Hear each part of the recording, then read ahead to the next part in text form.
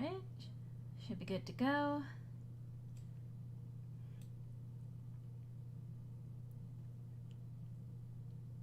And it looks as though we are live! Hello, everyone out there in YouTube land. It is I, the Lorelei, and I'm joined by my regular co-host, Cybernetic Pinkeye. It is I, the Frenchiest Fry. No, you are not. You are neither a Fry, nor are you French. Maybe 1/5 on my mom's side. Oh, okay, I'm sure that counts, and I'm sure that yeah. absolutely makes you a Fry. Hey, look, ask Pinger, he can vouch for me. No. I will not, in fact, bother Pinger with something so completely mundane. I will not. I will not. But hello, people. Hello. Hello, Shikarian. Hello. So, for those of you who were here last week, and especially for those of you who were here this last Sunday, I don't know, how do you think it went, Griffin, the first streamed version of Starburst? Mayhaps on a good note. I think so. A lot of people seemed to enjoy it. A lot of people were watching it after the fact. I love the feedback that we were getting. I love that Koshi has been adopted by a handful of people now. I did not expect Koshi to become as popular as they have among the audience we have so far. I know. Well, it's one of those things where Koshi was either going to be the weird friend that just kind of sits in the corner, or they were going to be the one that everyone adopts. And I mean, porque no los dos, but you know. It's like, say the line, Koshi. Which one? All of them. That's literally how you design the character. And hello, John. So things went really, really well. I had a lot of fun. I believe my players had a lot of fun. And I think that the people who were in the audience got to enjoy that session for what it was. So off to a very encouraging start. Absolutely. That all said, since it's every other Sunday, I am not going to be streaming tomorrow, but let's see, double check the actual date on this because I can do math. I think it's going to be, the 18th. Presuming that there are no technical difficulties, presuming that everything goes according to Keikaku, I shall be streaming the second session of Starburst. Hell yeah. Did I block you on Twitter? Anyway, but let's see, where was my train of thought just now? Ah, yes, I was going to show, again, the screen here. Yeah. With the party and everyone all in the foreground, Koshi on the left, then Halem, then my boy Lyrinus, who's here on here twice because, that'd be how I be, and then, of course, Ariadne, not to be overshadowed by everyone else, despite her best efforts. I'm so happy with how this art came out. Yeah, Gab did a fantastic job with this. Gab being Halem's character in this campaign, she just rocketed right through that. And I remember even from the basic sketch that she showed us ages and ages ago, that it was... I remember the sketch even managing to capture a particular energy of Lyrinus. I love the final version too, but the sketch version is just that's just pure Lyrinus right there. You boil him down to his essentials, then that's Lyrinus, all right. Oh yeah, it's one of those characters that Beam just exudes so much positivity. The moment they open their mouth, you hear this sort of squeak, Yeah, basically.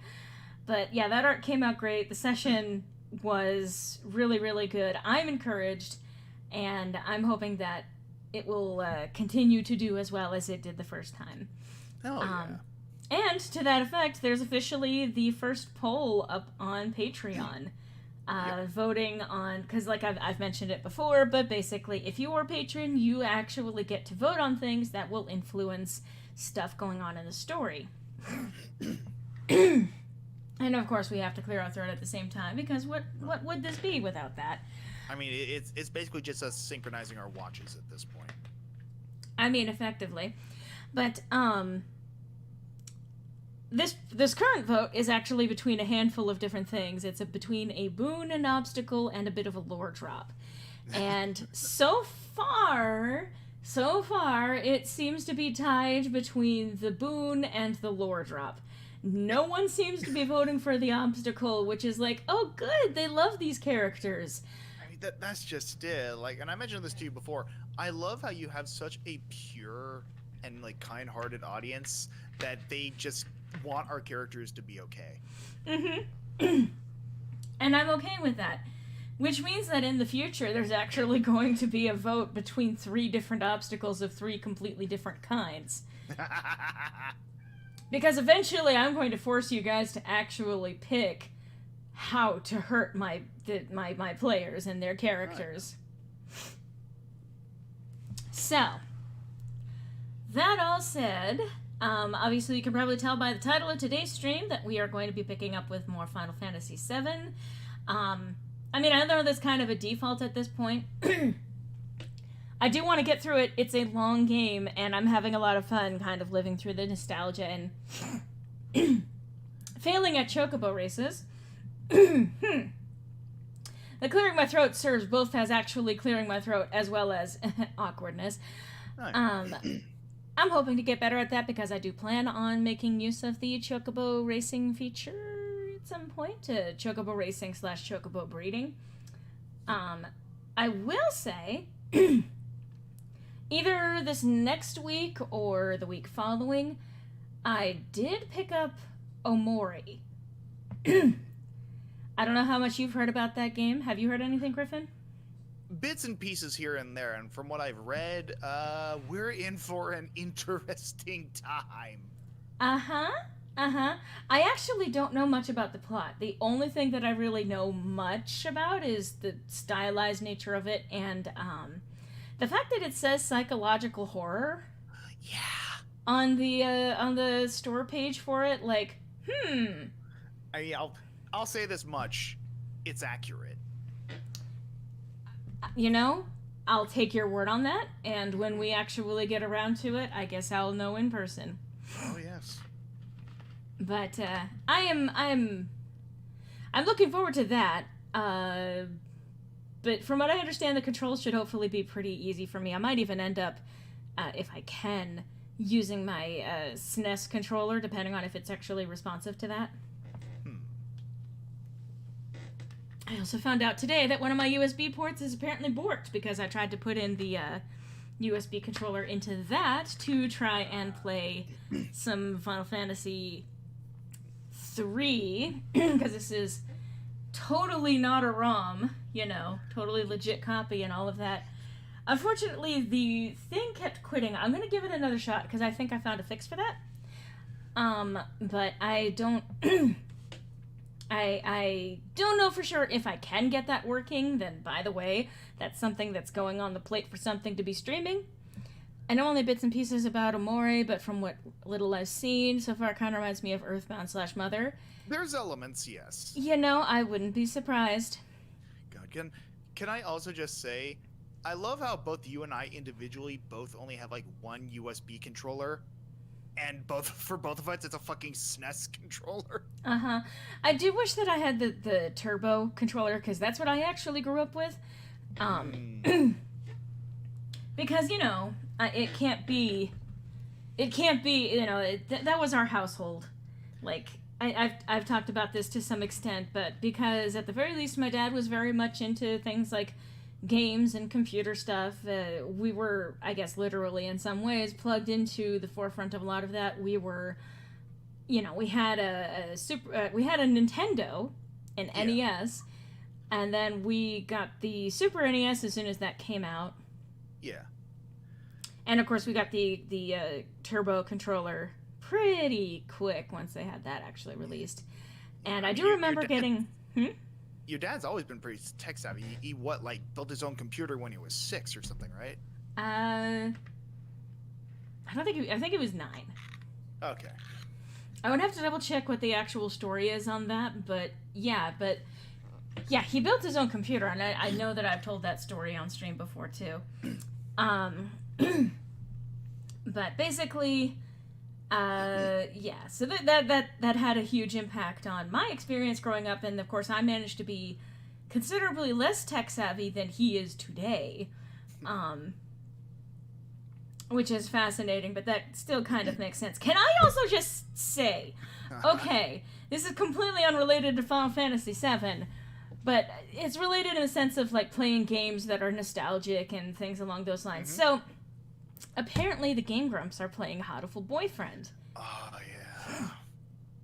And I've been watching them play it, and it's one of those things like I think that Danganronpa ended up being like sort of like a tipping point in some ways, because they've had other VNs on there, but I love that Danganronpa. This is showing that Dan and I feel like I'm sort of in that same general generation with Dan. He's 42 now apparently, but which is kind of mind-boggling because he still looks like he's 25. Anyway. But like every time that there's been a game that Aaron hates and I love, it's something that Dan loves. And it's hilarious to me. So, Aaron spent the entirety of Danganronpa bitching about Danganronpa. Dan loved it the entire way through. Both of them were amazingly psychic about some of the things that ended up coming down the line, which was hilarious.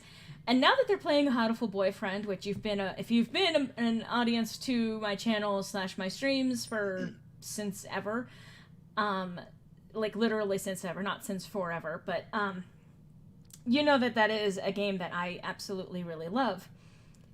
And they played a different game that was like a dating sim for fruit, and I was kind of like, what? But I had this weird thought of like, wow, if they think this is weird, I wonder how they would take Hatoful Boyfriend. And then I checked, and they just uploaded at that time the first episode of Hatoful Boyfriend, and I was like, ah, I see.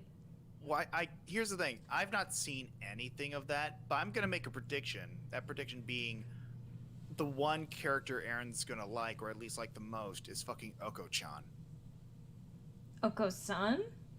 Thank you. Actually, no. The ones that he seems to like so far are Azami and Urishihara Kanzaburo. Huh. You know, the blue parrot Keat. Yeah. Anyway, if you don't like a video game, don't play it. I basically agree. But they have a channel, and I think that they have this thing where if they don't like it, as long as they ham up the fact that they don't like it, it's an entertaining thing. I'm not the sort of person who plays that way. If it's a game that I don't like, I'm not gonna play it. Yeah. Mr. Key Smash. Yeah, I'm even gonna pull out a fucking quote from like old Reggie Fils-Aimé here. If it's not fun, why play it? Mm-hmm.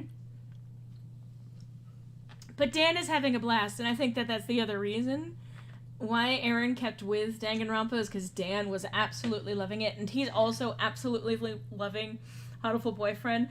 I love that today. So they got to the confrontation with Azami and the pumpkins out in the street. Uh-huh. And Dan made a remark of something. I feel like we're about to get into this, like, JRPG turn-based style combat, and I was like, Dan, not on this route, no. Oh, but I hope that they play more than just, like, one route through the game. I hope that they go back and they actually, like, I want to tell them, play through all the routes, there's a lot more. I want someone somehow to get through to them and say, play every route, get through it all, because it is worth it, because the final playthrough answers a lot of the questions that you are asking, as a matter of fact. I think there was a remark about someone saying, like, you know, it was talking about Brian, the first intelligent pigeon, and Aaron made a remark to the effect of, oh, is this, like, post-apocalyptic, like, post-nuclear war or something like that? And it was, like, because, you know, it said first intelligent pigeon, maybe the birds evolved and they gained, like, human intelligence or something like that. Dan's remark to that was, that's a bit of a stretch, or that's a bit of a leap, Aaron. And then they went on the run throughout town, and the fucking collapsed building. And Dan was like, I don't know, maybe this is post-apocalyptic. Jesus, because this is what I have gathered from, like, because I'm not as much in the Grumps anymore, but what I have gathered from the time I did watch them.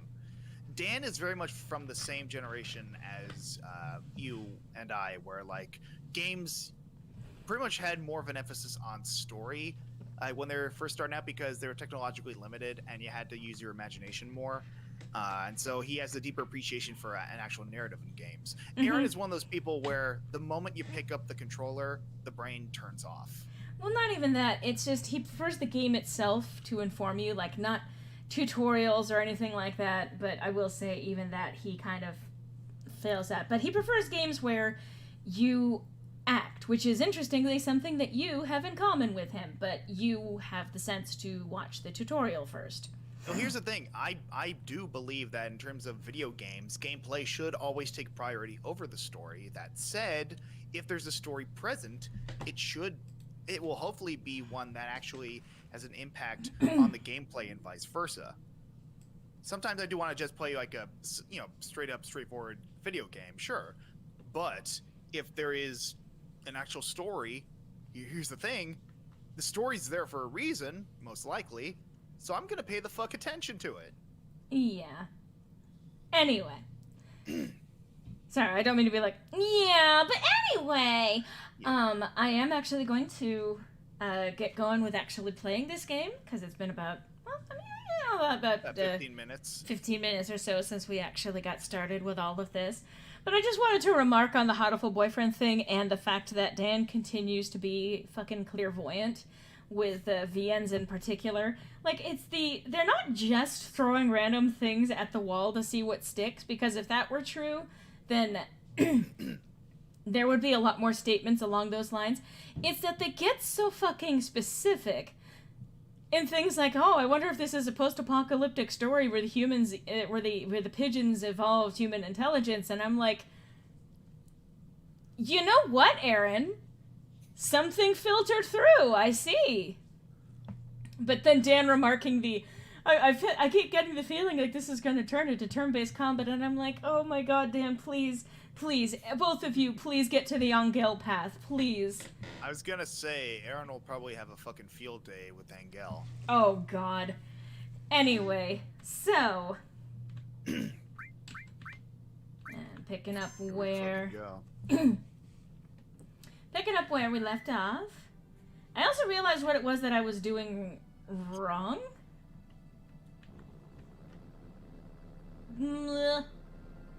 I was trying to see what I could do to get myself exposed to some skills that I do not have. Enemy skills that I do not have. But because they have them here. So we're going back to the fucking wastelands outside the Gold Saucer. Can I not get out here? Am I not able to get out here? I think the implication here is that it's uninhabitable desert, and thus no. Well, but... Like, the only way to escape is to, like, use that vehicle. Hi! Oh, hi, straight up Chimera. Yeah. Oh, well.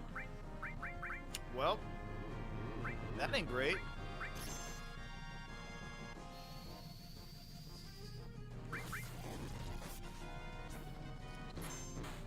Now that's a fucking RPG monster. Yeah, that's like your...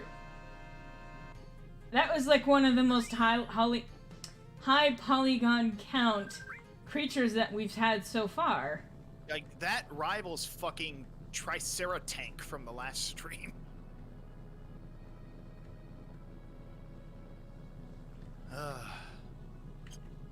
Speaking of RPGs, I had a bit of a realization recently. Yes?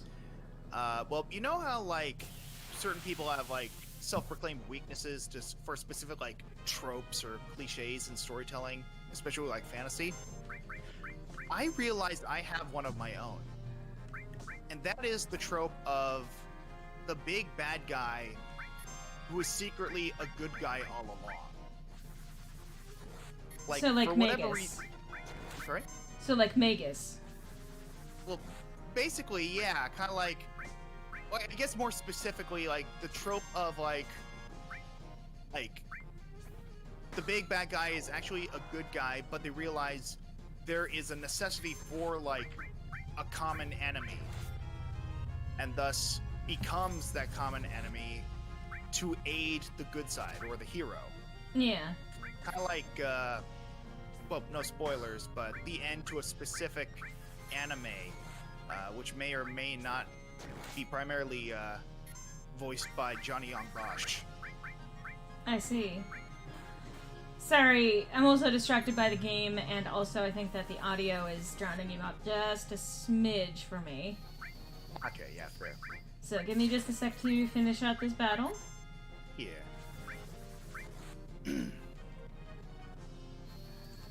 I've also got the chat going, so I noticed that Oh, there's yeah. been some... I saw that there's a serious conversation happening, and I was like, Oh, yeah. And I wanted to address that if I could. Oh, yeah. Alright. So, if you want to progress as a game, you have to consider the whole thing and not just the graphics and audio, which always come first when you start a game, but also the script writing. Of course, it depends on what kind of game you're playing. Like, I don't like a common party game that has a plot of some kind. Then again, it depends. Because everyone has their own, like... everyone has their comfort zone, everyone has their things that they're just kind of like, I don't want to fucking do it. Yeah. And for everyone, that's absolutely fair. I don't like open world type games, for example.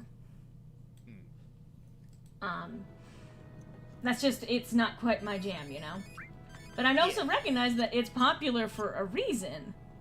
You know, people enjoy those games for, you know, I just even realized, you know what I need to do?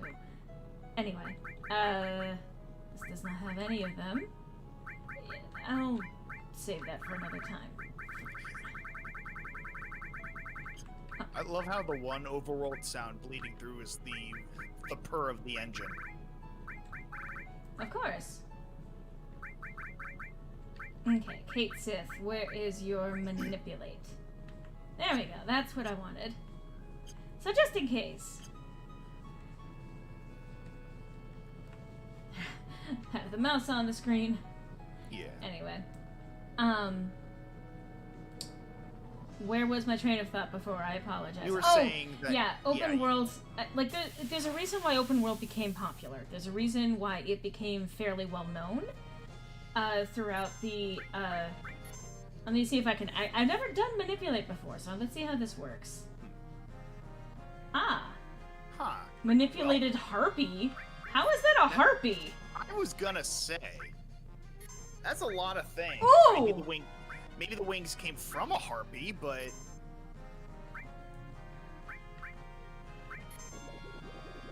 Interesting! Huh. Cool. Alright.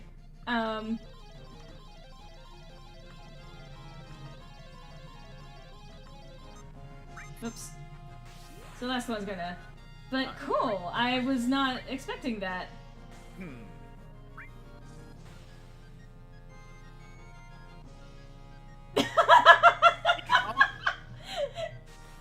Suplexing, okay.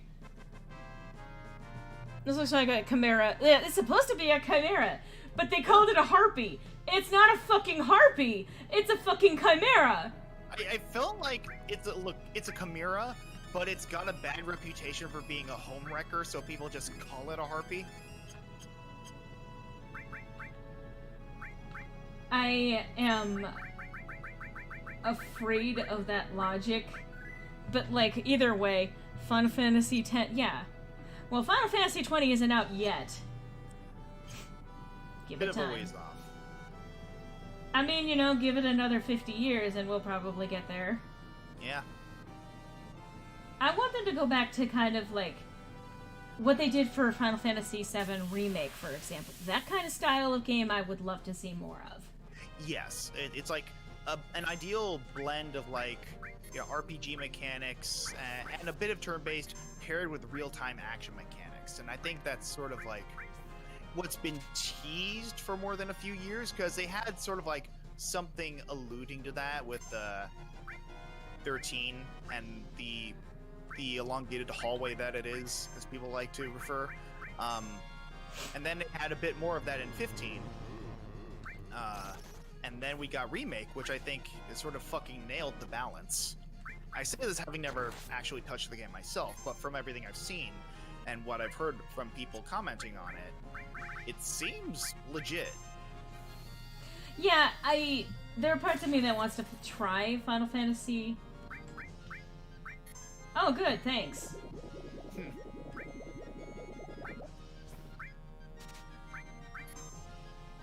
Cool.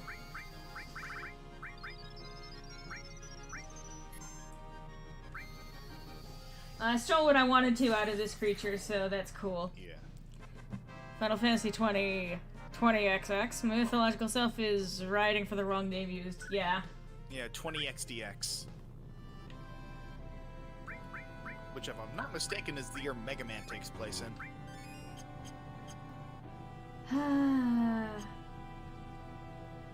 You know what I should do? Yeah, might as well. Let's see. But, yeah, and I know I got a little off track with what I was talking about earlier, but that trope of, like, the bad guy who is always a good guy, like, I specifically have this, like, scenario or idea in my head where, like, maybe there's, like, this... Because a lot of the things I've noticed about high fantasy stories is that, oh, legend tells of a hero who will rise up and conquer the darkness, and it's always this sort of, like, prophecy that will come to fruition. And I like the idea that there's this prophecy of a hero who will show the fuck up and make things right, but over the generations, like, shit just remains kind of shitty, and a hero never shows up. So maybe one guy goes, you know what? Maybe the reason the hero hasn't shown up is because there's no singular, like, face to the evil at hand. And then goes, maybe if I become the face of that evil, if I, like, start spreading rumors and sort of, like, rally all these shitbirds to sort of rally under this, you know, one flag, so that there's an actual face and symbol to the evil, then maybe fate will speed the fuck up, and the hero will actually be born into this world.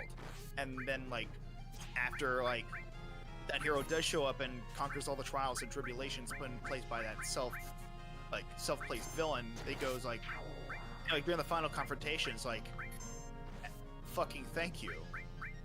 My purpose is now fulfilled, like, end me so that the prophecy can be, you know, fulfilled and this land can be saved. All of this was to bring you here. It's a little convoluted, but I actually really like that concept. I really apologize. With what's going on, I did not make out a single damn thing that you were talking about, and that's my own brain's fault. I'm so sorry. That's fine. What was, like, what's the gist of what you were saying? The gist is basically that I like the idea that, because you know how in a lot of fantasy settings, there's always this sort of, like, prophecy of, like, oh, one day a hero will rise, or a group of heroes will rise to conquer the darkness. And I like the idea that maybe there's this prophecy, but the hero never shows up for, like, generations, and things are just still kind of shitty. So maybe one person goes, you know what, maybe the reason the hero or heroes haven't shown up is that because there's no, like, singular face or banner to recognize the darkness or evil by. So what if I become that face, rally all the shitbirds and general sin of this world under one banner, and so that I become the face of evil, so maybe that will speed fate the fuck up. The hero or heroes will be born into this world, and I'll put them under various tasks and trials and tribulations with, like, maybe, like, generals or whatever. So that by the time they eventually get to the final confrontation with, like, the big bad, which is that one person, they can go, you finally arrived. Thank you. You know, the prophecy is now fulfilled. I filled my role. So strike me down, and the prophecy will be fulfilled, and we will at last have the peace I've always wanted. I mean, I like a lot of different concepts when it comes to playing with the tropes about Destiny. Like, that's one of them, for example. There's this one game, one of my favorite games of all time, called Arcanum of Steamworks and Magic Obscura. And literally it opens with a prophecy where the living one shall be reborn on wings of fire. And the story starts with you being on this airship that ends up crashing right at the beginning of it. and you are immediately greeted by someone who follows that religion, who is like, so you're the god of our religion reborn. Yeah. Because this matches the prophecy fucking perfectly, and you're kind of like, shrug, I guess? Let's find out what's going on here. And, there's, well, to continue with what I was saying. Oh, yeah, I apologize. There's, further through the entire story, like, there's a lot of other stuff that you're uncovering about the world, but at one point, you meet an oracle. And you ask about, am I, in fact, the reincarnation of this god? And her answer is like, am I supposed to... she's like, you were like, you know, am I supposed to fulfill this prophecy? And the oracle says, prophecy is not about pinpointing specifics. It's about it is about something that is to come to pass, but the specifics are not necessarily... You know, they can be obscured. They can be mysterious, or they can be not as very clear. They could be worded in such a way that, like, that basically that prophecy is a matter of choice, in some ways. A prophecy will say that there are certain things that you can choose, and it will foretell, you know, future events, but ultimately it's just a single candle burning at both ends. Yeah. Any way that you arrive at your destiny, it ultimately comes down to, it doesn't matter what someone says. If a prophecy says that the living one is reborn on wings of fire, it's often not literally the god of that religion becomes reborn. It could be that the spirit of what that god championed ends up being reborn, or that faith is renewed. Or, you know, like, there's so many different ways that any kind of prophecy ends up just sort of being an obscure way of referring to... So, of course, you know, the skeptic is like, well, that's just, like, cold reading, you know? You can say anything and have it be a prophecy, because just as soon as anything fits that definition. But the whole point of a prophecy is not necessarily to be, you know, to amaze people with its accuracy, but to give people an idea... a template, perhaps, even, for what you can do depending on if these certain circumstances arrive.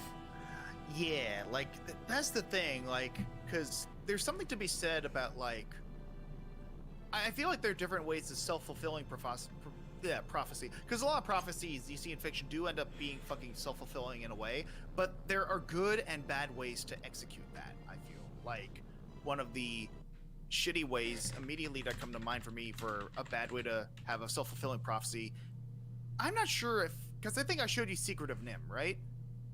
I've seen it, yes. The Secret of Nim 2 is a very good example of self-fulfilling prophecies done wrong. Oh god, yeah. Because it basically deifies, like, the son of Miss Brisby. Basically saying, oh, this child will be the ultimate, like, conqueror of evil, and they're raised to be this fucking, like, you know, not prophet, but, like, messiah-like figure. And the way it actually comes to pass is fucking ridiculous. It's not a good movie, which is a shame because they got fucking Eric Idle in it as the main villain. But yeah, that's a self-fulfilling prophecy done wrong.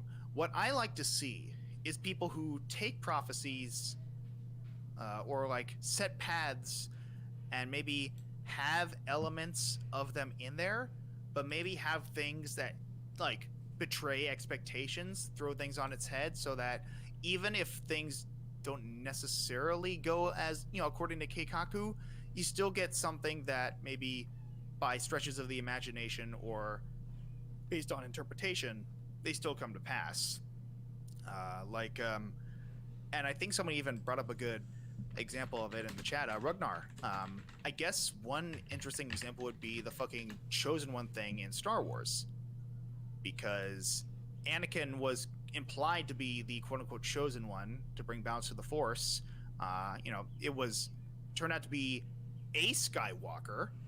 Well, then, like, who ended up mixing things up. And yet, it was still the actions of Anakin, because there's a lot of different ways. So yes, it was because of the events that Anakin kicked off that there ended up being a restoration of balance to the Force, but I will even say, And in a society where the Jedi were completely in control and there was virtually no obvious Sith presence, that's not balanced. Exactly, because that's just it. Things were imbalanced at that time. And so, like, that's just it. The fact that the Jedi were like, no, this is the way that it's supposed to be, proves that the Jedi, as an order, were not actually focusing on the balancing of the Force. They were trying to force, ironically as a term, the light side from being predominant, instead of accepting that the Force is both good and bad. The Force is neutral. It's just a power that exists. And yes, there does need to be balance in order for it, for all of creation to work. Yeah, and Luke figured that the fuck out. And because he did that, people hated him in the second new movie. Well, because he was like, this system is fucked. Yeah. Add to the two... number of enemy skills at this point made possible you now have. Okay, anyway. Can enemy skills of Aqua and Big Guard... Okay, I have to go onto the coast. Cool. Anyway, sorry, I was looking up a walkthrough to make sure that I actually can pick up the enemy skills in this area. Right. But yeah, so Anakin was, in a way, literally the key to restoring the Force. Restoring the Force to balance, because... It just wasn't within one generation. Yeah, but he had to basically put it into... Like, the thing is that the Empire still took a while to take full control, and there was basically this undercurrent,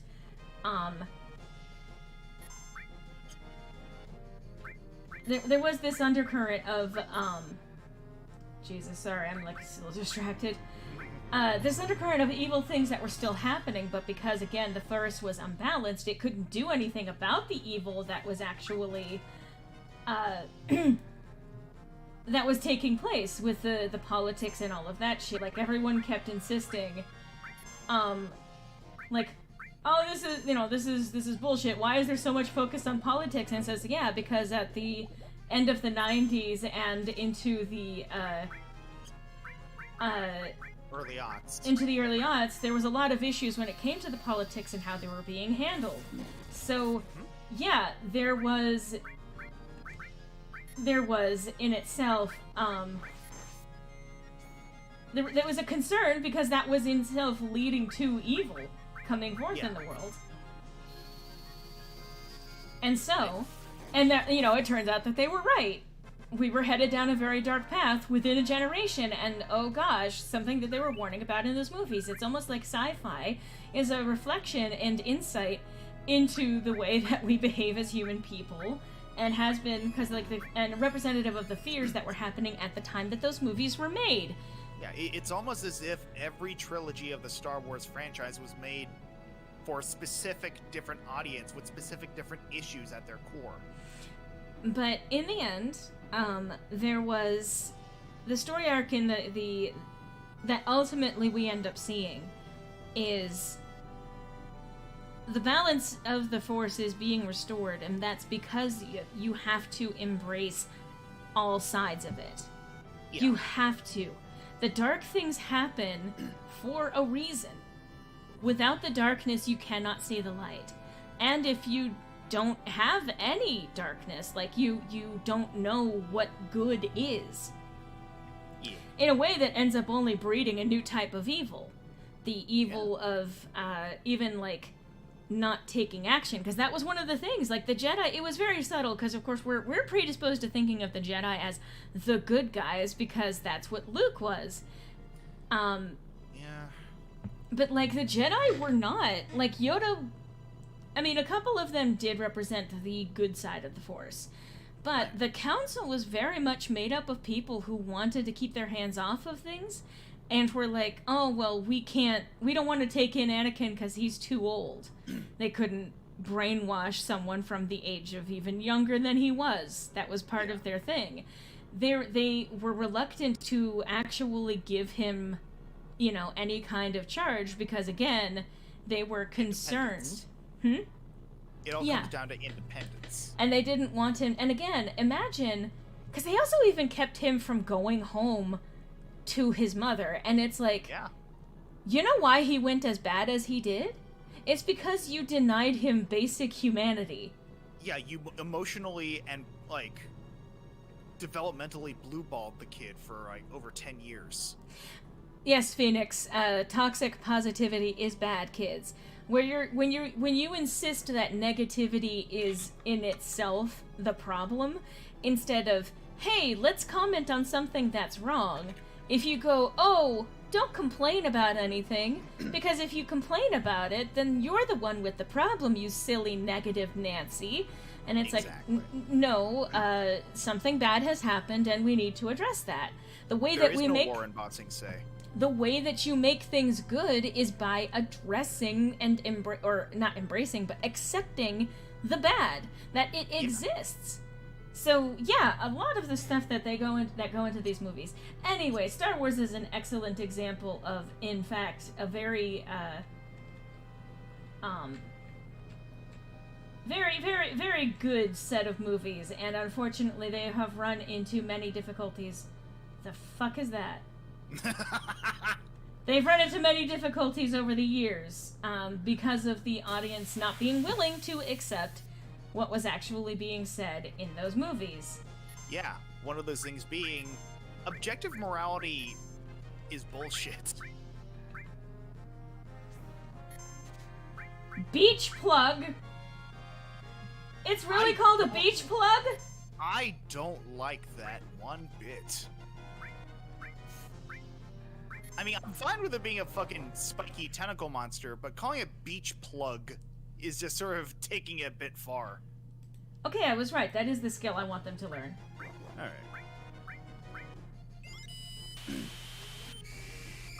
Oops. Hope you enjoyed your ears, kids. It's okay. It's alright. It's not right, but it's okay. Oh, man. In the end, the only good Jedi in the end was Luke from the classic trilogy, and as for the rest, the Jedi Order did so many errors. Yeah, that's exactly it. Like, Yeah.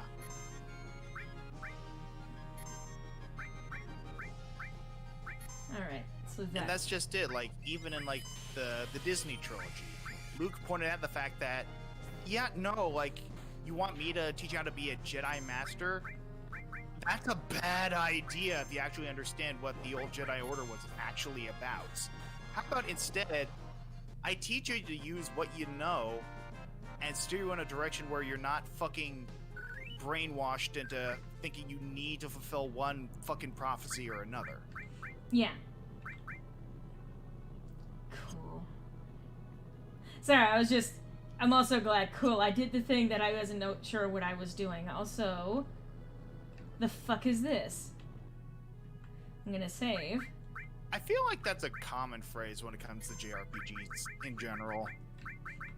Especially when it comes to Final Fantasy and fucking Persona. The fuck is this? What is this? No one's here. We'll come back later. This What? does not instill joy. But wait, what? Let me explore someone's house. Wait, this isn't fucking Zelda. Could be if you wanted it to be. There's another one, now that I think about it, that has some interesting, like, destiny and prophecy play. Specifically, the continued reincarnation of Link, Zelda, and Ganon.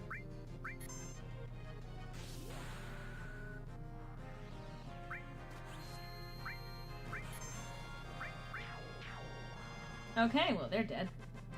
I think that's enough Star Wars ramblings for me tonight. No, please. I'm always happy when you guys actually bring up stuff that's interesting to think about, honestly. Surprising as it may be, Laura and I both appreciate, interactions with the audience when it comes to a lot of the topics we talk about. Your feedback is greatly appreciated and encouraged. Alright. Where am I going? Right into the jaws of a Tricera tank, if luck is on our side.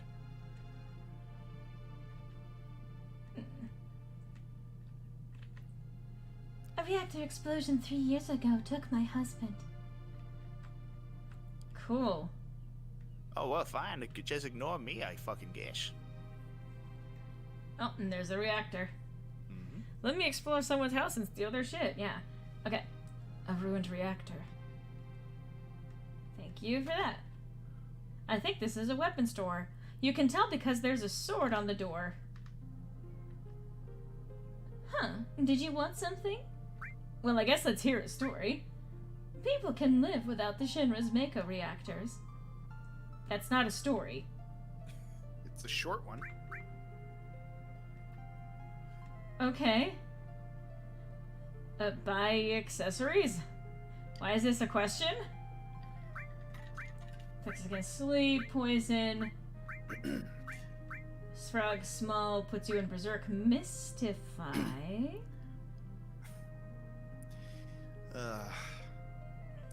See, berserk is one of those words that I will never be able to, like, hear the same way again. Ever since I found out about the fucking anime and manga. Yeah? Alright, let's see what this motherfucking thing does. Alright, I'm gonna... Actually, let's see. Poison. Oh, that's right! Only... Wait. Oh, that's a materia that I just picked up. What the fuck is wrong with me?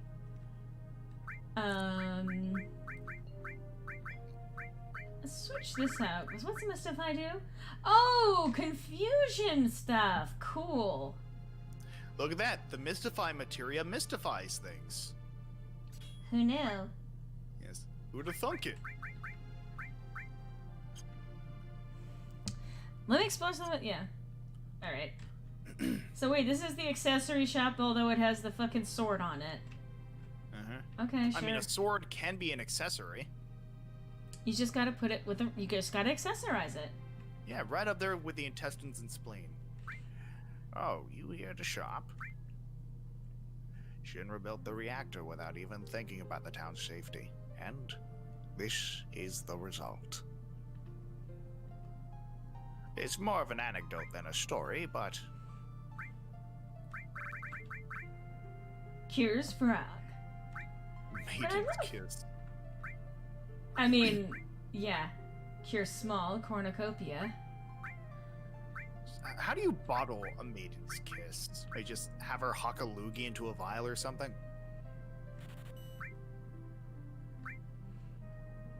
But don't worry about it.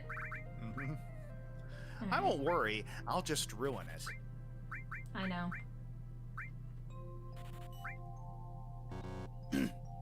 Oh, I can't buy anymore. Oh, you're fucking stacked. That's what they all say. Wait, striking staff. That's the thing. All right. Yeah, the one that was sort of yoinked from Eris earlier. Yeah, and I don't need it, so I'm gonna find a weapon shop where I can, and I'm going to sell it. What's in here? Boob house number 3. He looks like the fucker from Hunter x Hunter. Need something? Hear a story? Shinra built the reactor without even thinking about the town's safety. You may have heard the story from my dad earlier.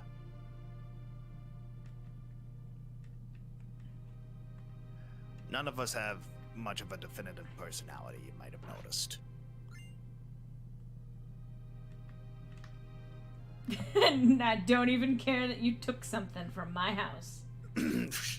Look, he lives in a JRPG. He knew what he was getting into. Hello, old man. This is Gongaga Village. You might know us from the meme. Many people died here in a Mako reactor explosion. It's like, dude, just get solar panels. My page froze for a few minutes and I couldn't get back to the stream. What did I miss?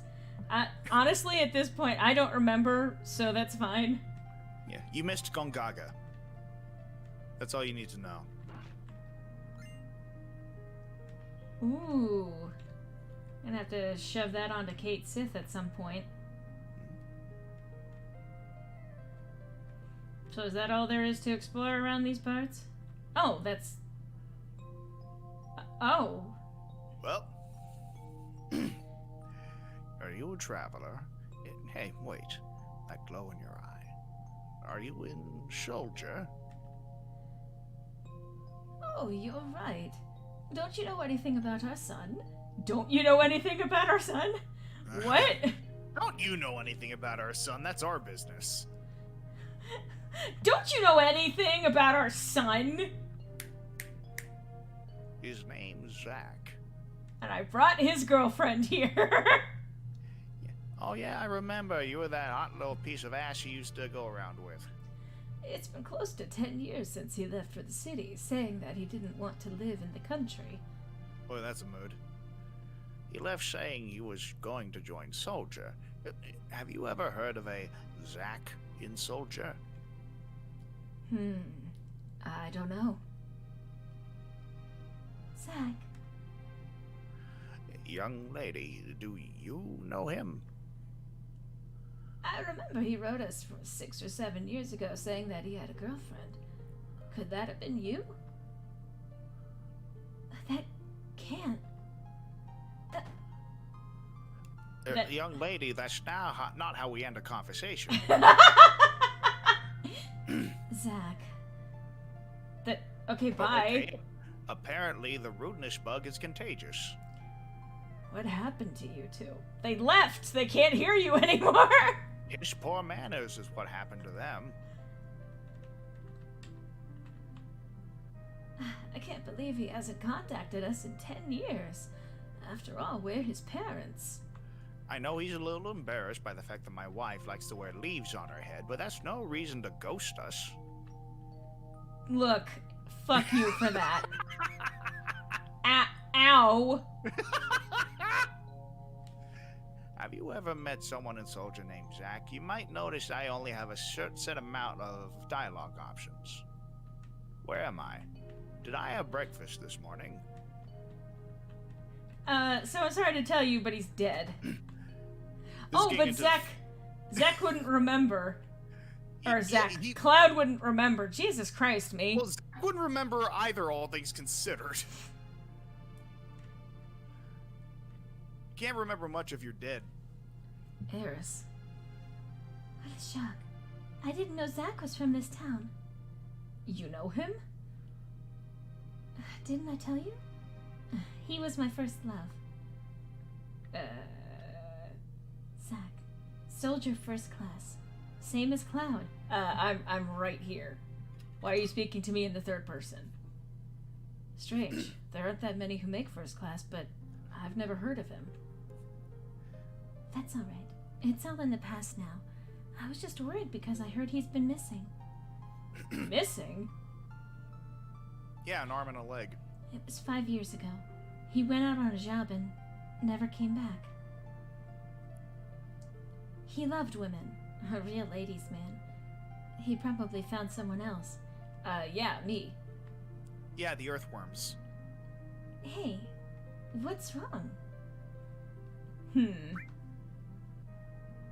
Yeah, jealous.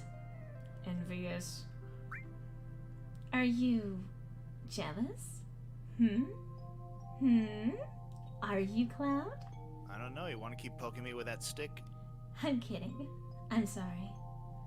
Let's go, Cloud.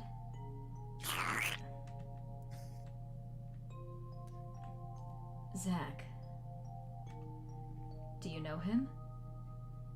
No, I don't know him. Don't you know he was my first love? But you do. He was your first love. Your face tells me differently. I told you I don't! And then it's like Zach written on her face, like in like Sharpie. Zach was here. I don't take sloppy seconds, Aerith. Jesus Christ, Phoenix. You turn around as fucking Tifa has Zach tattooed. Zach was here tattooed on her lower back. No, on her inner thigh. I mean, ¿por qué no los dos? Alright. That sounds just like you. Or that sounds just like you, leaving town and saying, I'm joining Soldier. There were a lot of guys like that back then.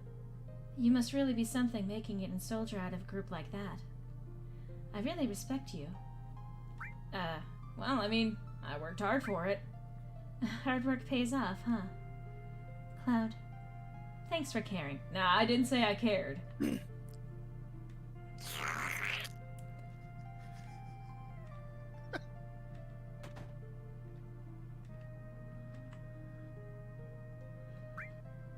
Let's see if I can sell some of these here. Striking staff, which I have 4. What? Fucking Phoenix in the chat. Zach was here. Ash is a loser. Oh my god. I see you, Phoenix. Alright, well, got rid of those. Apparently Gary Oak went on from being a shipbird rival to being a professor like his grandpa in the anime. Huh. Alright. Ooh. Hey. Ooh. You know, that sounds like a good materia. I'm guessing, given the naming conventions we've been going by, that one might be intended for Tifa.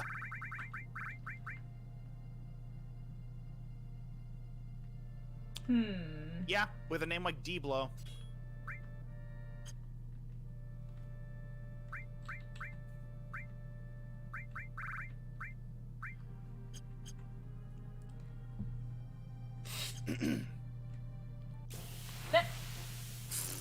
Well, here's a chance to test it out, I guess. Oh god. Yes. Oh god. It's Koshi. It's... wow. I'm not saying anything. Oh. Oh, fuck. It has 3 heads. Don't you stop me. Oh, fuck. It's a fucking mantis chimera.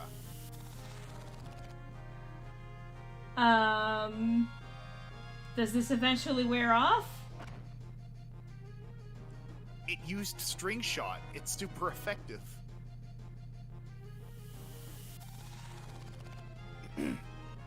I noticed it's using every attack other than the fucking mantis one. Oh, I get it, because it has a butterfly head and a spider head, too. Do I just have to sit here and let them do this? No, accept your fate, though. Oh. Alright, enjoy this, guys. Bye. Have fun. That staff Eris is holding looks... It's not exactly by any means. It reminded me of fucking Liara's a little bit. It looks like the combination between Liara's staff and Ophelia's charm. You're not wrong. A mosquito head and a spider head. Alright, well that was fun. Yeah, for context, chat, Liara is one of the big bads, or potentially formerly big bads, of the campaign that our friend Serena Midori is running. Yes. We killed her. Mm-hmm. And then befriended her.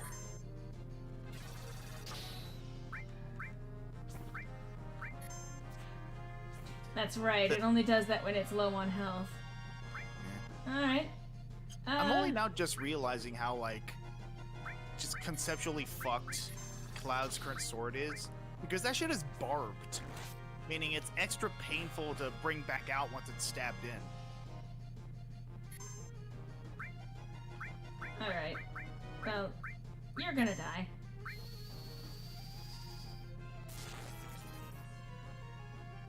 Well, let's try this then.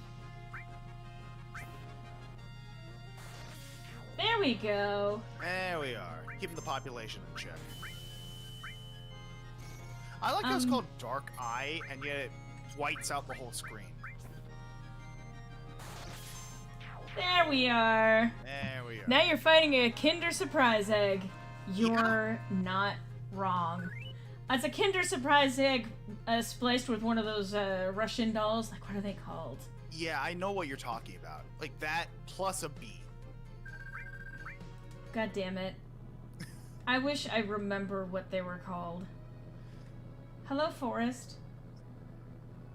I just remember the hilarity of, like, because, like, back when we were streaming, this is the first time we saw that particular enemy. When you were sharing screens with me, sometimes the screen would freeze, and at one point, like, the screen froze during a dialogue thing, and all I saw was IB. And then shortly after that, that enemy showed up, and I realized it looks like a Kinder Egg bee with multiple eyes. So we literally got the IB enemy.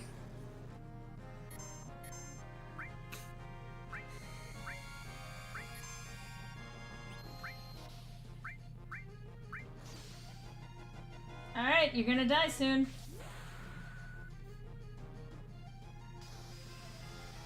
You took too long. Now your pulse is gone. That's what happened. In 10 days, you're gonna die!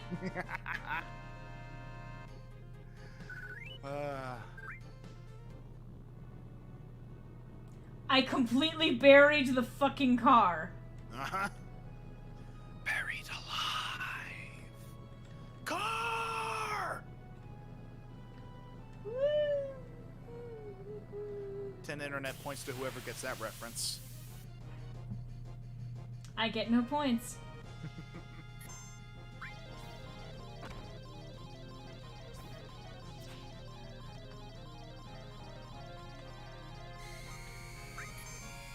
I love these little guys. They're just so... They're just vibing.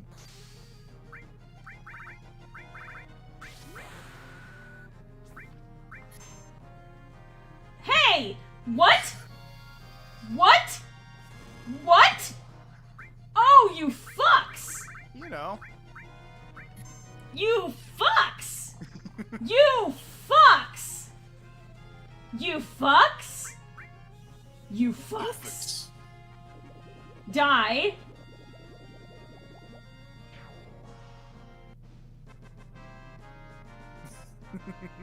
Oh my god, you fucks! You made her waste her limit break, you fucks! Oh! Fuck! That was not okay. She'll get another one next year.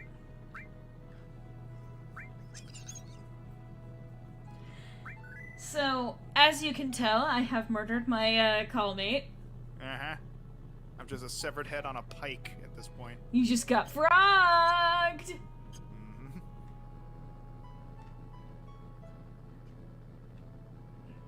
Oh, that's right!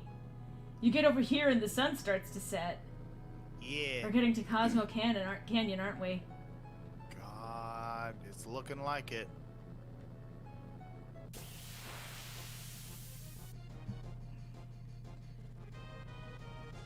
Yeah. Hi, Griffin! Hi. I'm looking especially fancy today with that peacock tail. I know, right? I decided to go all out for the stream.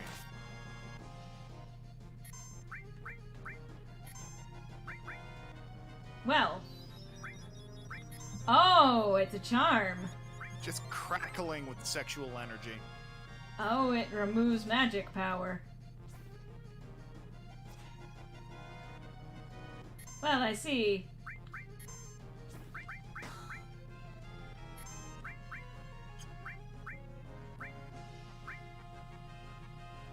Can't reach. You can't reach me. Claude, you can jump like 20 feet. How can you not reach that?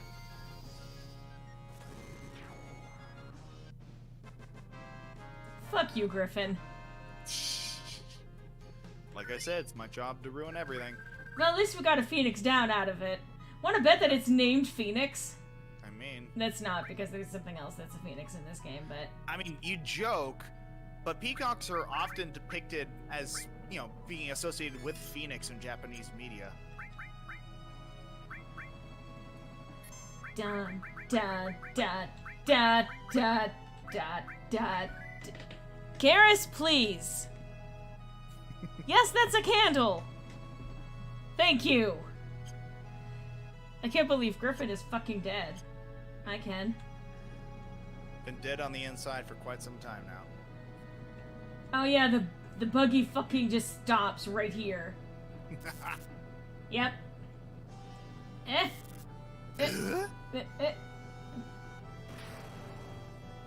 And then they died. The hydraulics are out of whack. Oh man, a breakdown? Now? A nervous breakdown? Yeah. And me trapped in the middle of Arizona. Here we fucking go.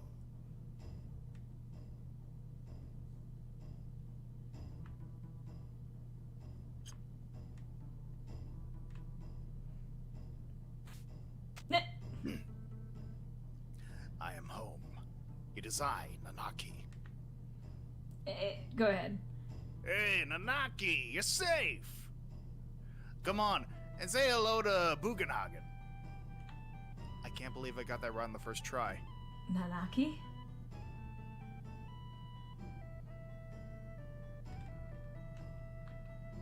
Cosmo Canyon?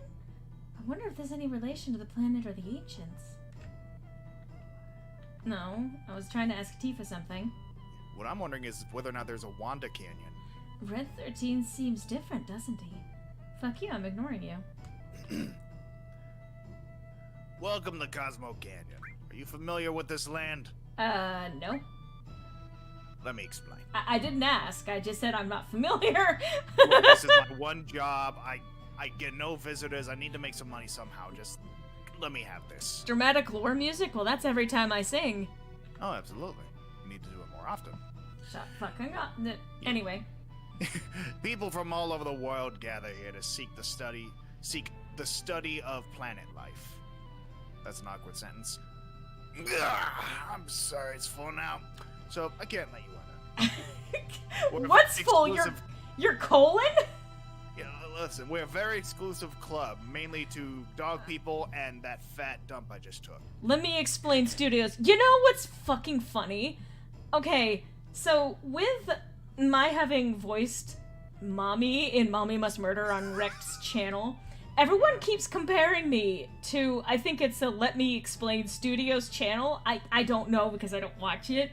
But apparently my voice sounds a lot like the person who does that channel. And I'm like, I went to the channel and I listened and I was like, you know, I can kind of hear that. It sounds a little bit like me. But no, she did not do that song. That was me. But it was just like one of those surreal things where I was compared to a handful of people. That was one of them. I was also compared to Nicole from Gumball, which is also a comparison I've heard made before. Yeah. Including by Chi-Chi. You do sound similar to Rebecca Parham. Yeah. Anyway. They helped me when I was on the road. Please, let them in. So that I can eat them. Oh, is that so? You help on Nanaki? Please come in. Who is Nanaki? Bitch context clues. Nanaki is Nanaki. That's his name. Oh. Well, now we have become one. Welcome to Cosmo Canyon. Make yourselves at home. Like, this is literally, like, his job here is to be a Walmart greeter for Cosmo Canyon. So this is Cosmo Canyon. Quite a mysterious place. Have you come to seek the study of planet life? Sure, that's it. Yeah? I heard there's an awesome observatory here. I'd like to see it if I have the chance. Cool. Hey, kid. Yay! Wow, what the fuck just happened to my voice? You went full Jane. No, What? no! No! I will say that those fucking windmills or whatever have the best frame rate I have ever seen.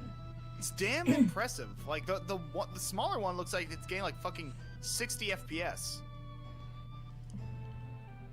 Cloud, and I already stopped listening. Yay! Nanaki's back! It's all thanks to this flame! This fire is called Cosmo Candle. It has burned for generations. I don't know why I'm randomly expositing to a stranger. It is a holy flame that protects this canyon. I've heard it only went out once, long ago. The elder said something horrifying occurred, but I don't really know much else about it. It wards off the evil spirit we know as Smokey the Bear. Okay. So they're set up like these are supposed to be, like, shops or something here, but you can't actually go up to them.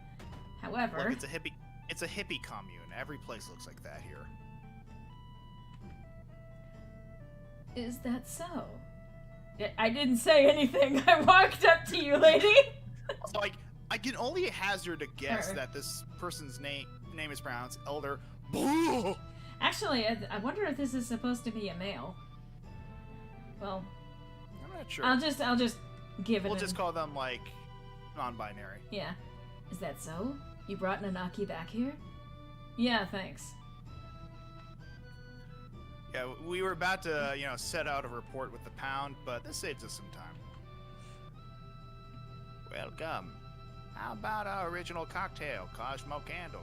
Just go outside and sit on the fire. It's really just a fancy way for us to say it's a Molotov cocktail, but a drink now and then is good for you. It'll relax you a bit, if you know when to stop. You offered it to me, but then you don't make it for me. Oh no, this place is DIY. What? Oh, this is the back room connecting. Oh. Like I said, communal. Just the pillow fort room. But is there stairs? Okay, cool. Hi. Welcome to Shildra Inn.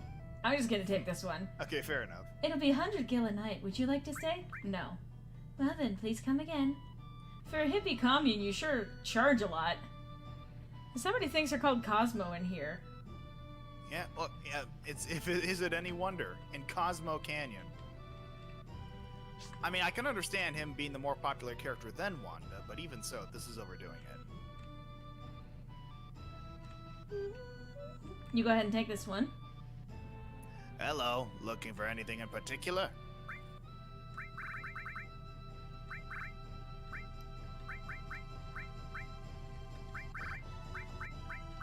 Ooh, you can buy ethers. Yeah, I pronounce it ether too. 70. That seems like a good one. I mean, considering there are monsters out there that could just fucking nullify your magic, ether seemed like a good idea to buy in bulk at this point, so... And I can't buy any more of those, so... Can I not get Can I get over there? I cannot get over there. Why do you have that there if I can't go to it? Don't worry about it, though. No, I want... Doesn't matter what I want. It really doesn't. This is a JRPG.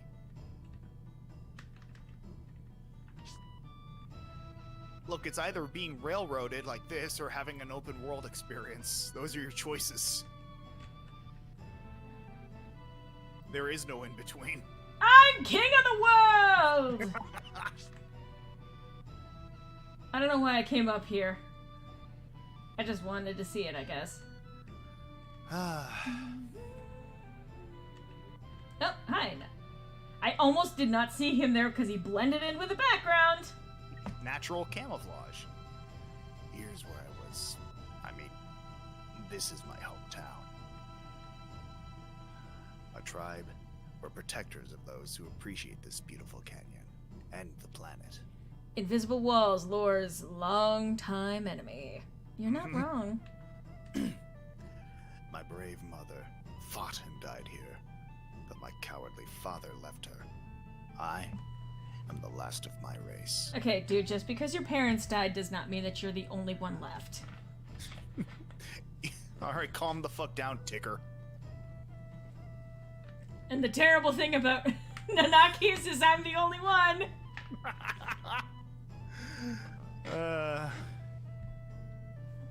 Okay. Cowardly father? Yes, the Cowardly Lion. You may have heard of him. I hate this headcanon. I hate you, so let's keep going. Yes, my father was a wastrel. Wastrel. That too. Pronounce things correctly and I won't have to correct you. Uh-huh. Wastrel, then. Oh, okay, passive-aggressive piece of shit. And so the mission I inherited from my ancestors is to protect this place. My journey ends here. Not without giving me back my materia. Finders keepers. I have no idea. Anunnaki, home. Sorry.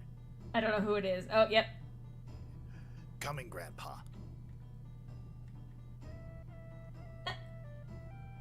That's perfect. Why don't we take a break too? We can meet back here in a while, okay? Bitch. Which one?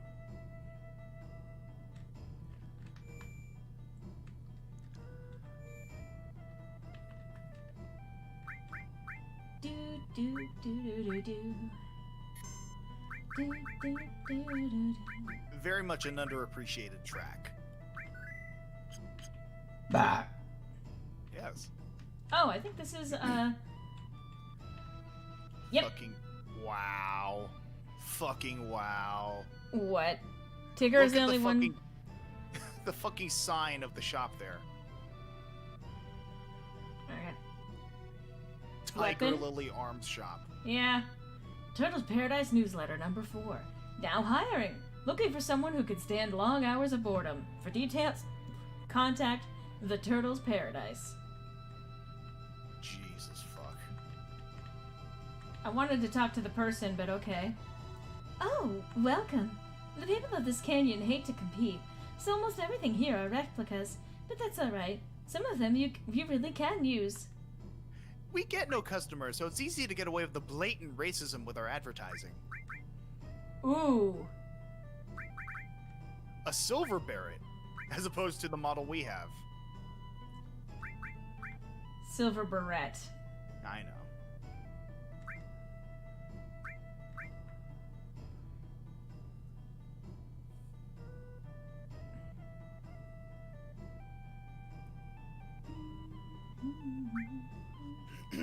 Huh.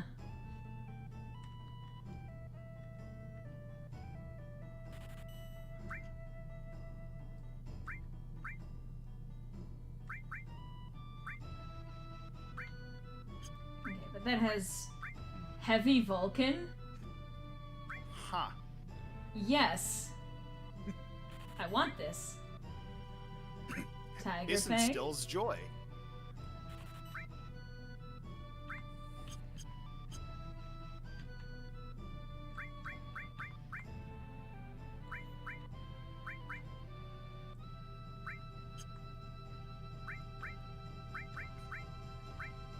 Phoenix in the chat. We also have knockoffs of everything. Product quality means nothing to us. God, that fucking reminds me of during the Starburst stream. Had my friends Emily and Andrew, who for context chat, they're the friends of mine from way back when, who initially got me into D&D in the first place, and they just spent a good chunk of the stream like advertising Koshi's products in the chat. I feel like I want to make that into something at some point if I can. Oh God, I mean, if we want to coordinate something with them. Like, I could see that being like a bonus series or something like that on Sirenia Studios. Oh God, please. Like little advertisements. Yes, Koshi Cola. Oh my god. Can you imagine, like, the various members of the team helping him with selling, or helping them with selling stuff? Yes, I love it.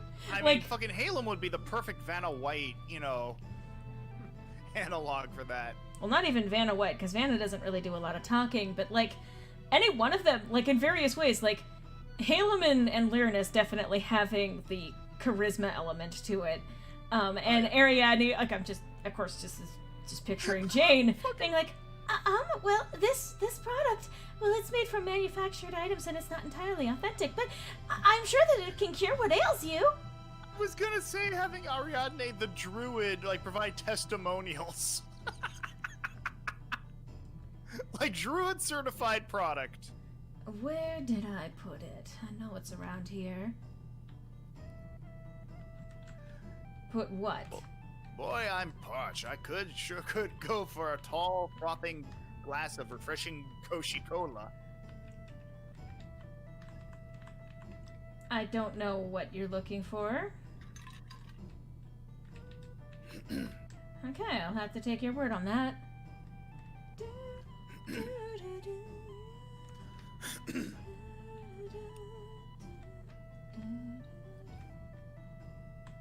Did they go into, like, the rest of the town, or...? I think they went up to, Bugenhagen's place. Well, like I said, they were gonna take some time to look around. Bugenhagen see this door shut. How do you do that? With super glue? I mean, that might explain what the fuck he's floating on. Just a big old ball of glue. Oh, hi. Oh man, I'm so busy. I need more help. Mumble complain. Let me help. I can help. Yeah. I can help. Yeah, I can help by fusing with your, like, corporeal form. I think actually, depending on the party members you bring with you, they go to different areas. Nice. Oh, what? Oh, that guy's just fucking knocked the fuck out.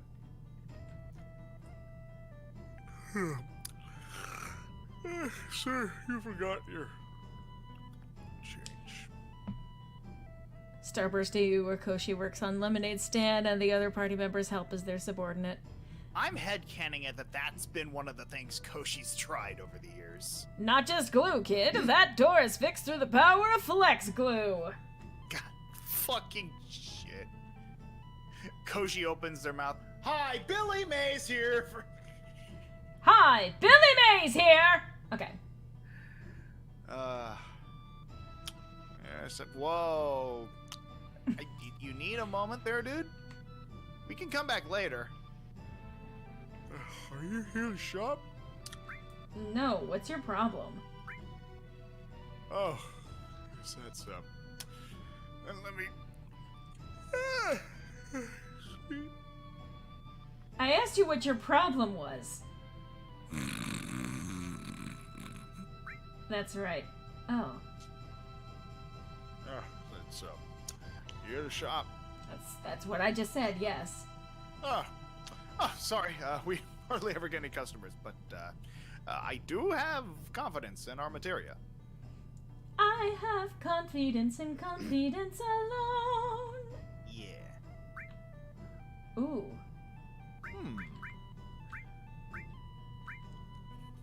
These are good things, especially because they don't talk about this very much, but the more materia that you equip to yourself, actually, you end up losing HP or MP capacity. It does affect certain things, which is one of the reasons also why Eris ends up being, like, health-wise underpowered by the end of the game. Or, well, Yeah. by the end of her time in it. So these could be useful. I've never found them particularly useful. But if you do have a character who is somewhat underpowered, it's not a bad idea. Oh, yeah. Shouldn't have had confidence in your materia, dude. It's not that good. Don't have confidence in you.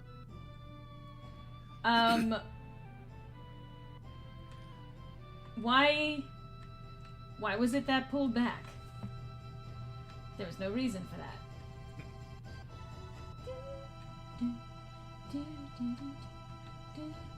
You gotta make it cinematic.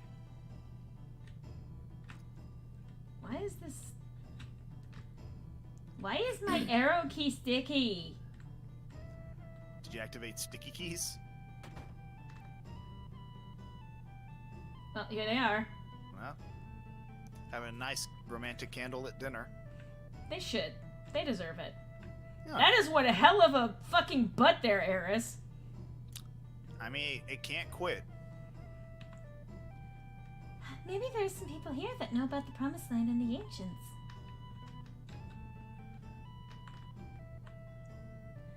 Red 13. I wonder what happened to Red 13. He's excited as a little boy. I don't know. Maybe if you stop dead naming him, he might tell you. Technically, Nanaki would be the dead name. Well, yeah, it's the one he likes going by, though. I mean...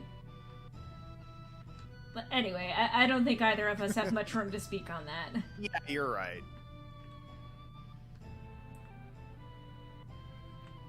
Did they teleport or something? Yes. Wait, did I actually go up this thing? Oh, I guess not. I gotta That's go the back. other thing about... That's the other part of this game. Sometimes it's hard to tell what's an interactable item and what's a background element.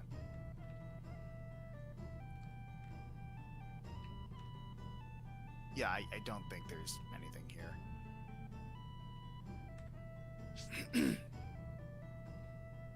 Let's go. Plot awaits. No! Why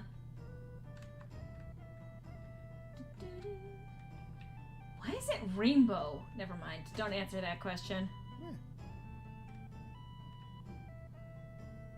Why are you floating? Where are your legs? This is Mweldon's ultimate form. Oh god. Cloud, this is my grandfather, Ugin. Boogin boogie boo? Boogity Where are boogity. you? We've got some work to do now. He is incredible. He knows everything. Wow, he's a strange lion. He kills Shinra and doesn't afraid of anything. I hear that you looked after Nanaki. Nanaki is still a child, you see. Please stop, grandfather. I'm 48. I'm older than you. Nanaki's tribe has incredible longevity. The same cannot be said for my hairline. So, you see his 40 years would only be the equivalent to, say, that of a 15 or 16-year-old in human reckoning. 15 or 16? Old enough to be the protagonist of his own anime. He's quiet and very deep. You thought he was an adult? Grandfather, I want to be an adult. I know, I found those magazines of yours. Grandfather, please. I want to grow up to be able to protect you and the village. I'm just fucking remembering of that one fucking doodle that I did of, Ophelia and, Owen talking about their respective boyfriends. Yeah. And, Ophelia remarking that Curtis is not really much for what's below the belt, but what's, in the head. And Owen remarking, which coming from you, aren't you exactly the same? And Ophelia being like, oh yeah, no, the biggest thing that turns me on is whenever Scout takes the Dom position and Scout with the little fucking talk bubble and that face going, Yeah. Ophelia, please! Not Leo! Stop! Booger. Booger? Booger, we are all characters in a video game. Okay, he knows almost everything. Alright, have a good night, Ragnar. Thank you for dropping by today. Take care, my dude. Booger. Do be looking like he's, floating on a giant nose goblin, don't he? Oh my god, please write down that quote. Alright, let me just take care of that. He do be looking like... He do... Night Red? I mean, I guess.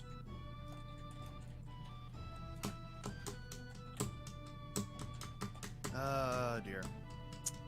For context, chat, I'm typing this out in an out-of-context chat we have in one of Lorelei's servers. Uh-huh. Uh, Okay. Alright.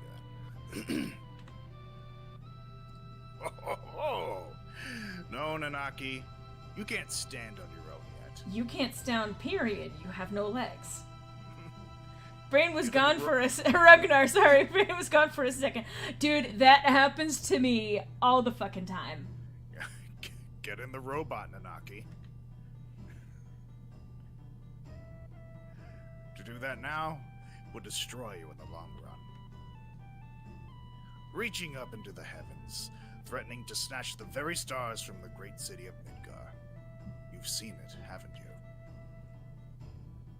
Well, that's a bad example. Looking up too much makes you lose perspective. You see, I lost perspective on where my fucking legs are. You lost perspective on the rest of that sentence. I did. See, I have no tongue, just this beard. When it's time for... See? This was a clusterfuck. One is for the planet and me to die, apparently. I don't know why.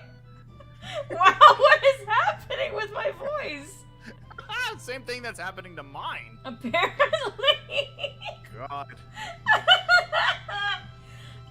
You'll understand if you know I'm saying absolutely nothing. Oh my god. Shit. When the planet dies? It may be tomorrow or 100 years from now, but it's not long off. How do you know this? I hear the cries of the planet. Bitch, me too!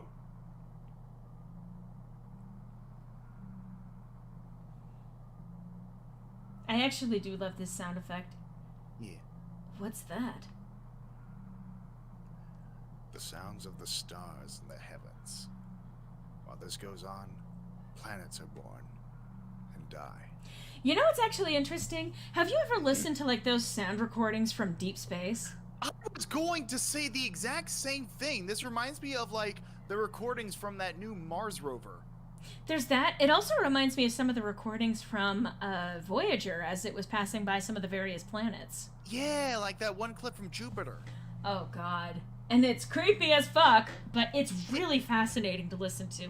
For those of you out there who are either watching now or like watching later, go on like the rest of YouTube and actually like search for like Voyager space recordings and shit like that. It's really cool. Like it's creepy.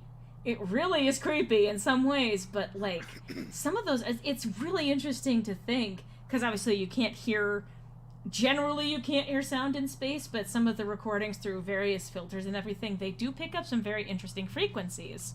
Yeah, it's like shit you'd hear in a Silent Hill game. And I really do love this. It sounds like that. It sounds ethereal, but it also sounds like something from space. Yeah.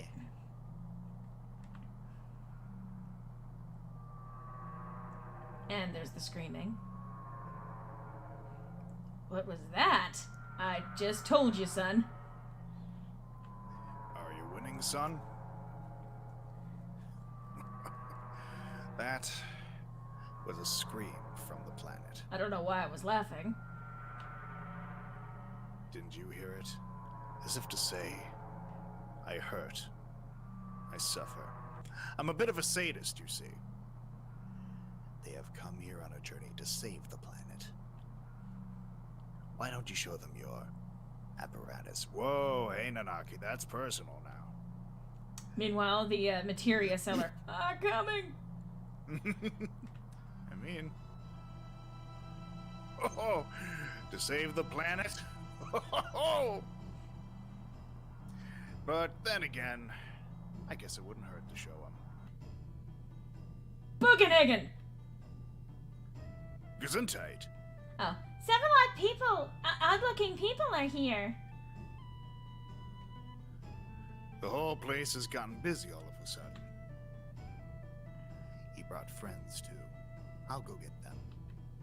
Yeah, I'm pretty sure that's the Turks, if I recall correctly. I could be wrong. Alright. Cloud, please call one of them.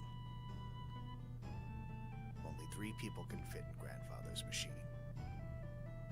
Gee, I wonder which one we're going to call.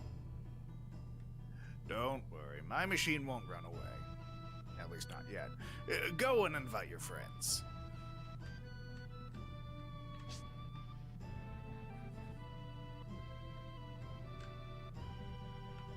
Just gonna... Oh.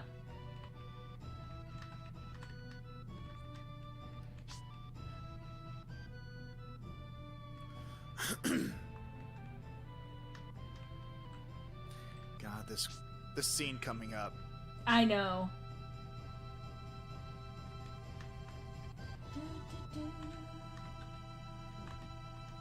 No, let me climb down.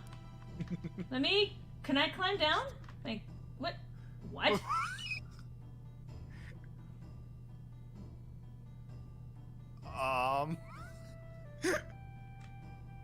You know? I wanted to go down, but...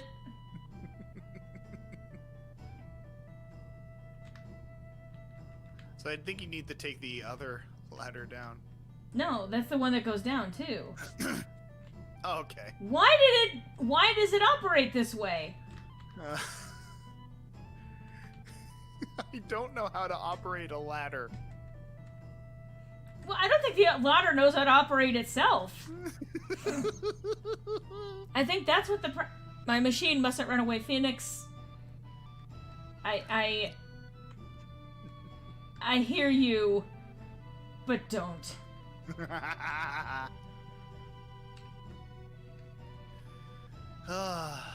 mustn't run away. I mustn't run away. I still love the fucking end credits. The voice actor, like, all right, where am I? Okay, let's say, okay, I mustn't run away. I mustn't run away. I get that, right? But let's just say, if I were to run away, where the fuck would I run away to? Was that an outtake? Yeah. Oh God, you don't. I've not heard that. Oh God. Okay. Because now I'm flashing back to that one like recording of Orson Welles like trying to record for like a commercial, and him like doing the same thing. Hang on. And to clarify, it's not the same commercial where he's just drunk off his ass going, the French. Okay. I'm gonna play this on the stream. Please. So I'll get this going. Let me know whenever you when you have the stream actually going. So in some ways, this is going to be spoilers for Neon Genesis Evangelion. I'm not gonna bother switching over to video. It's not really important. It's the ending. A show that's over 20 years old now. Yeah, I love it when actors do lampshade hanging. But yes, let's listen to this. You got it unmuted? I should. On the stream? Oh, okay, sorry, let me, alright, I got unmuted. Cool, I'm gonna play it, and you're gonna hear an echo. Alright. Oh, this is nice. This is the end. Okay. Where exactly am I? Here's the song. Oh, good. There's some things that are still unresolved here, guys. How do I get home? What do I eat? Was Ray my mom? Or a clone? Or hell, was this all in my mind? What's an Ava? Is that sort of a Freudian thing? Or, am I real? Oh, hell. Does the bus run through here? I mean, I'd like to go home now, but, oh, God. Where's home? Okay. I mustn't run away. Okay, I got that. Good. Okay. Now, if I were to run away, let's analyze that. Where the fuck would I go? I'm on a big blue ball. Is this how you end the series? I mean, is this where we go from here?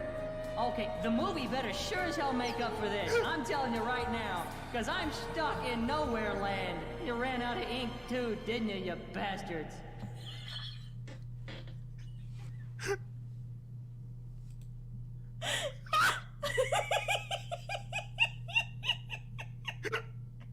Alright, okay, I get that, but let's analyze that.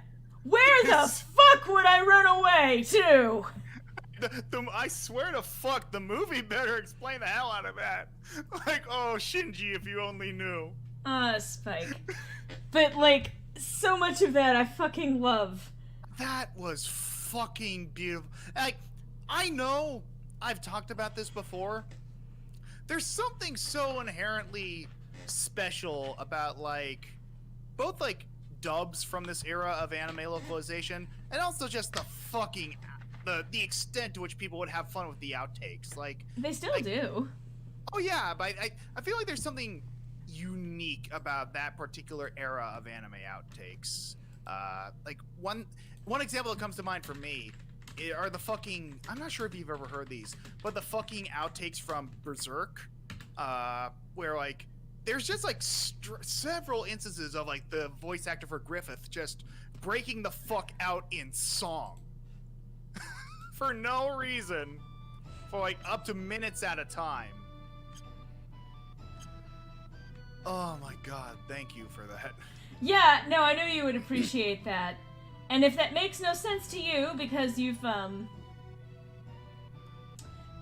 never seen the show, then go watch the show and then go watch the series of movies.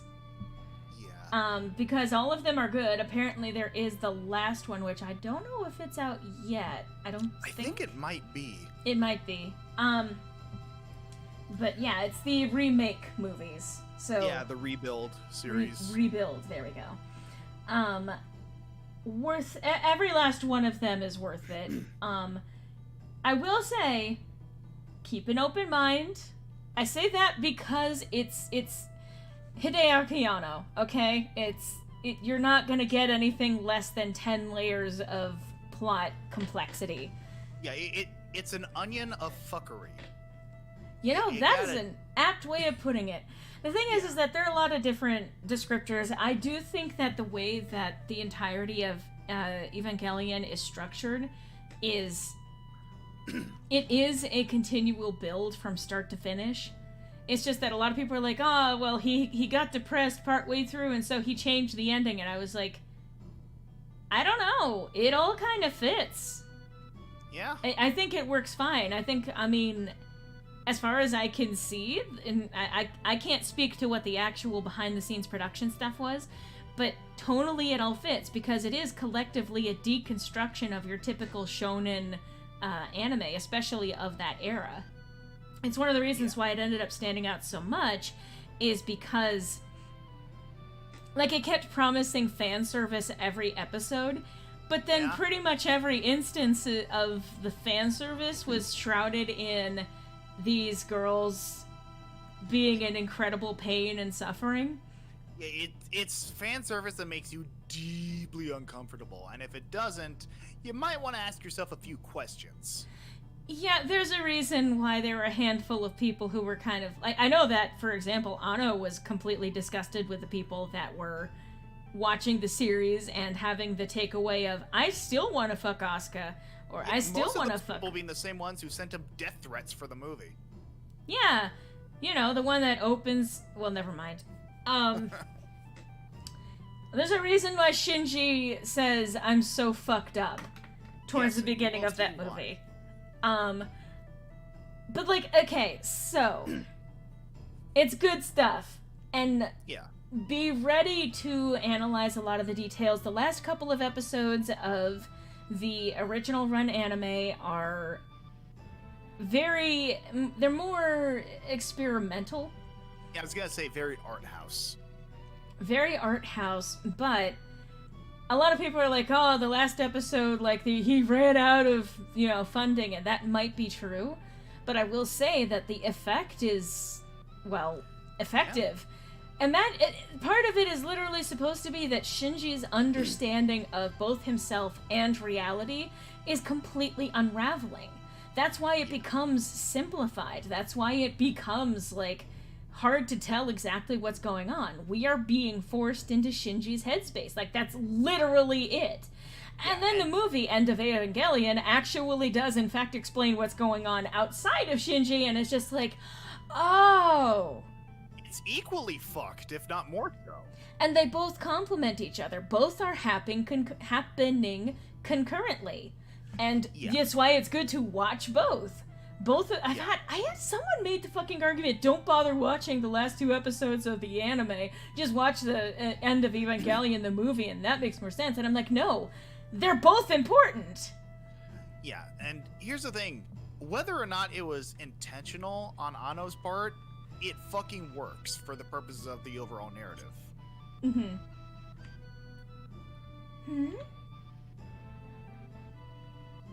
Reform. Yes. Form Voltron.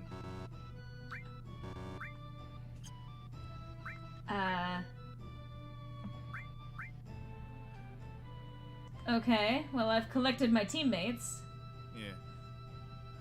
I was even gonna say, like, Barrett would be an interesting one there as well, considering he's always talking about hearing the voice of the planet, even though he's saying that for other reasons. I mean, I love that you can conceivably walk off into the fucking windmill blades there. Oh, yeah. It slices, it dices. It can cut Cloud's hair down to some fucking sensible. Who would ever want that? God knows, not the audience. Here, over here.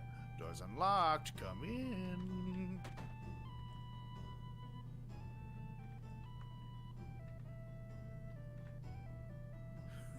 Oh, it looks like you have them all together. Let's begin. I'll stand there.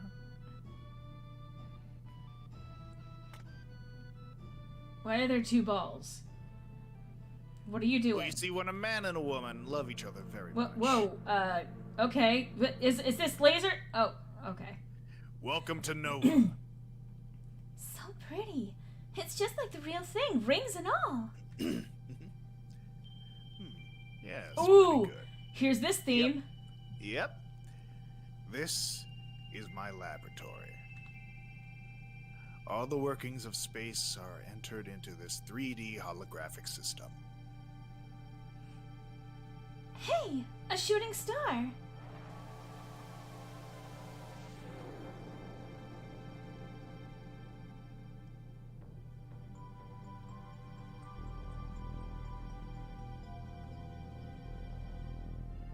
Well, this stream is probably going to get demonetized because of the music, but...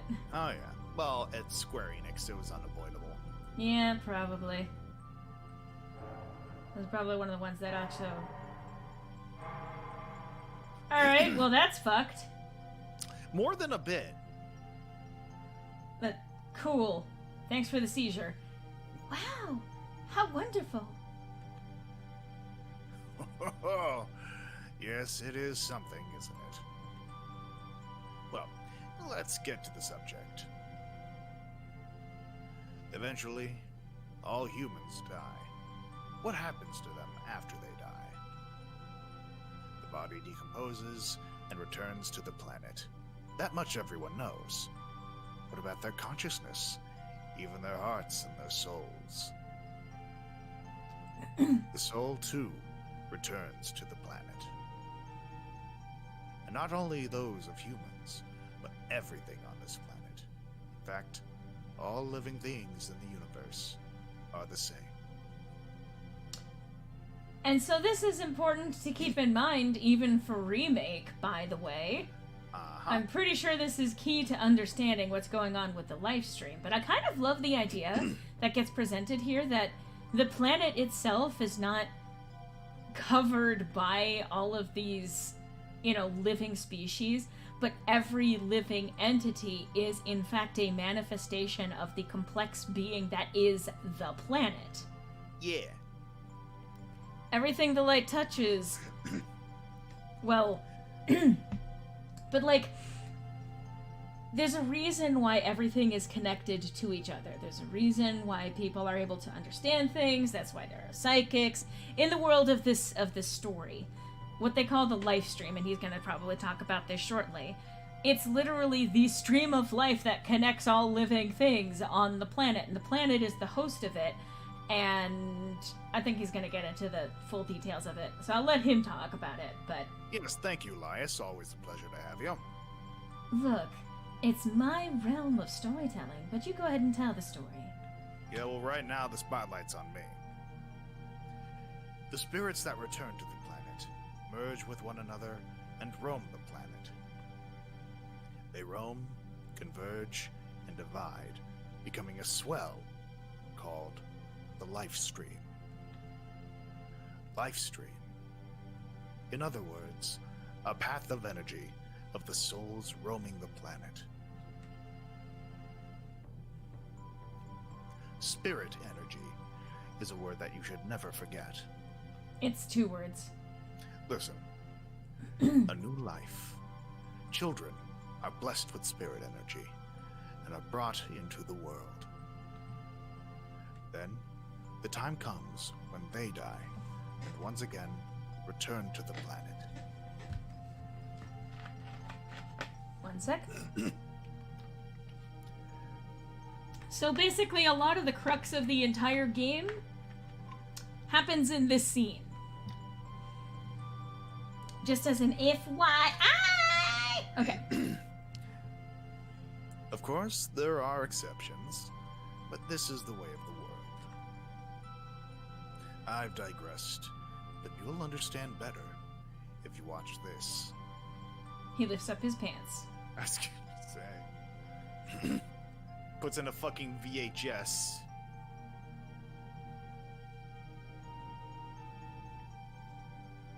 This music is faintly reminiscent of Final Fantasy VI, too. Huh. I have the power! Okay. Oh look, it's the end of Ultima.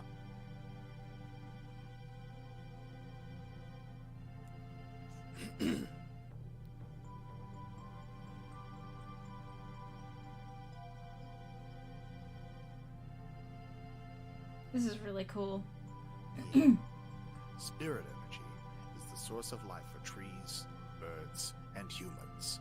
Not only living things, it makes it possible to form planets. And if that spirit energy were to disappear, Like being, say, sucked into materia.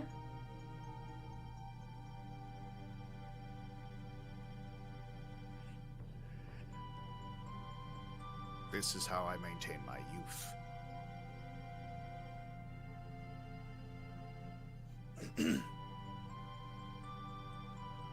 I mean, that's a hell of a PowerPoint presentation.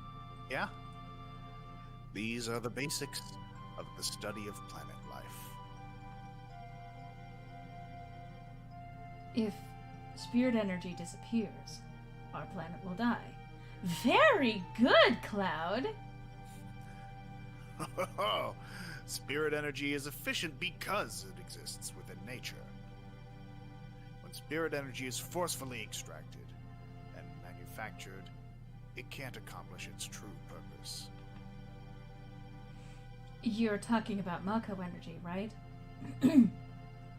Every day, Mako reactors suck up spirit energy, diminishing it. Spirit energy is compressed into reactors and processed into Mako energy.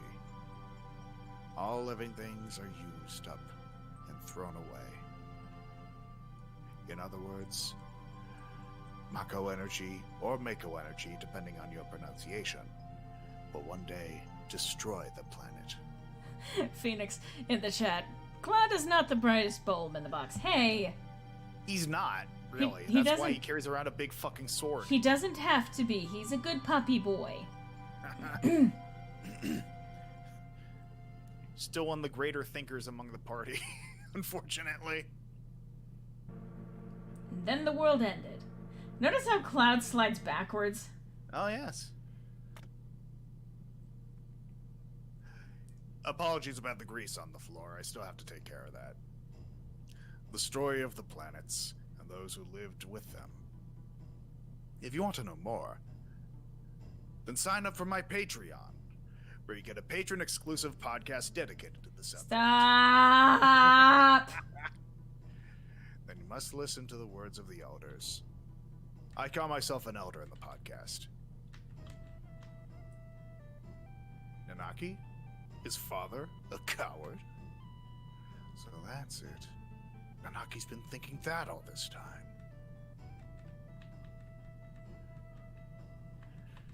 I mean, I'm not going to correct him, but it's mildly amusing.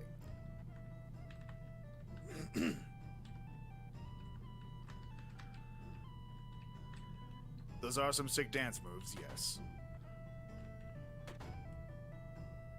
I used to do a mean hustle back in my prime.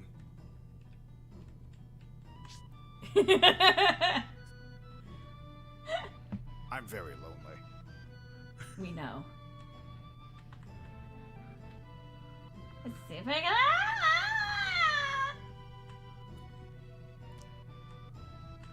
Well, that certainly was an experience. It was, in fact. Let me go down the stairs, please. Thank you. It just keeps going and going and going. I'm just picturing, like, Cloud's head twirling with each passing of it. God. Oh, yeah, I think I should probably save. Yeah, mayhaps.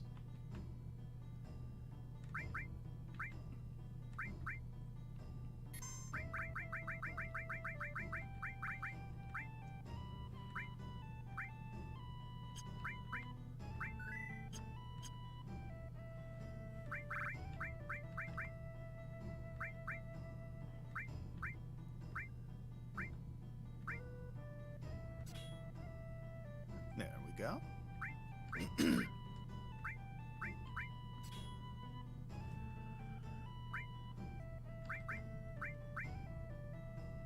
Which ones did I take off? So, got it, revive. Alright, let's put...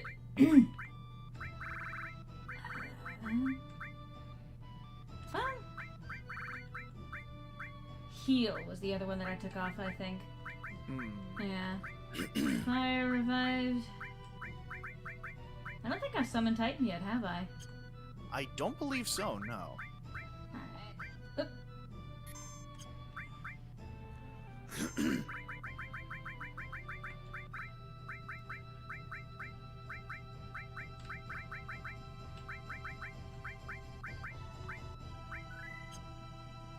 I didn't say anything, says Cloud. Oh, well. Oh, well. Oh! Here they all are. Well.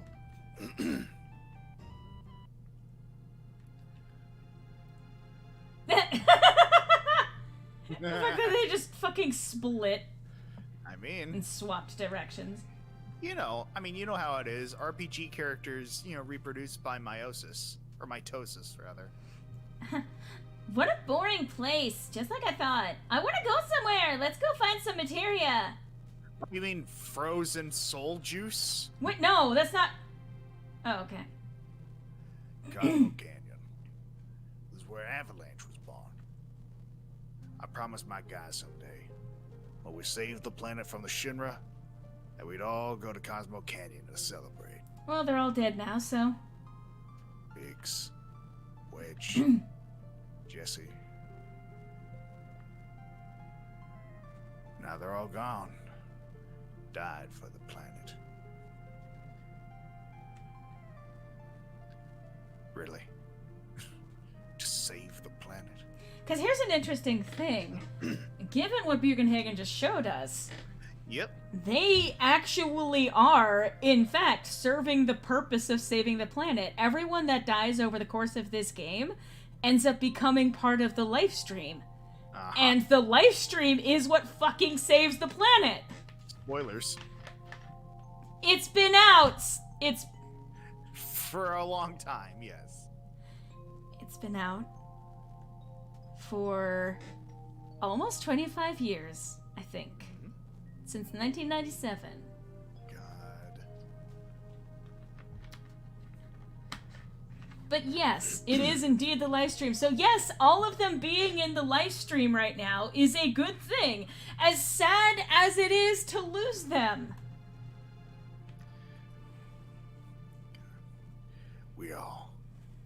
We all hate the Shinra. But is it right to go on? And what's the alternative, Barrett? Will they ever ever forgive me. Nope, they hate you. Right now, I really don't know. But I do know one thing.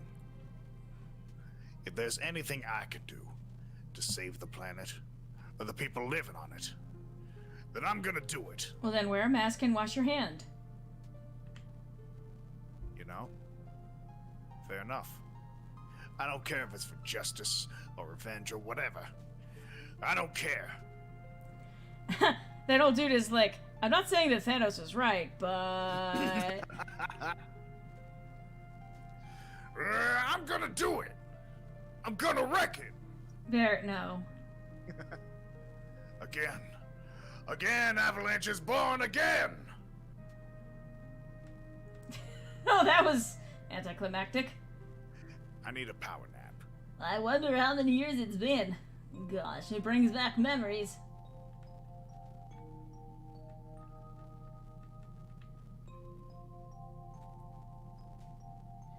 I learned a lot.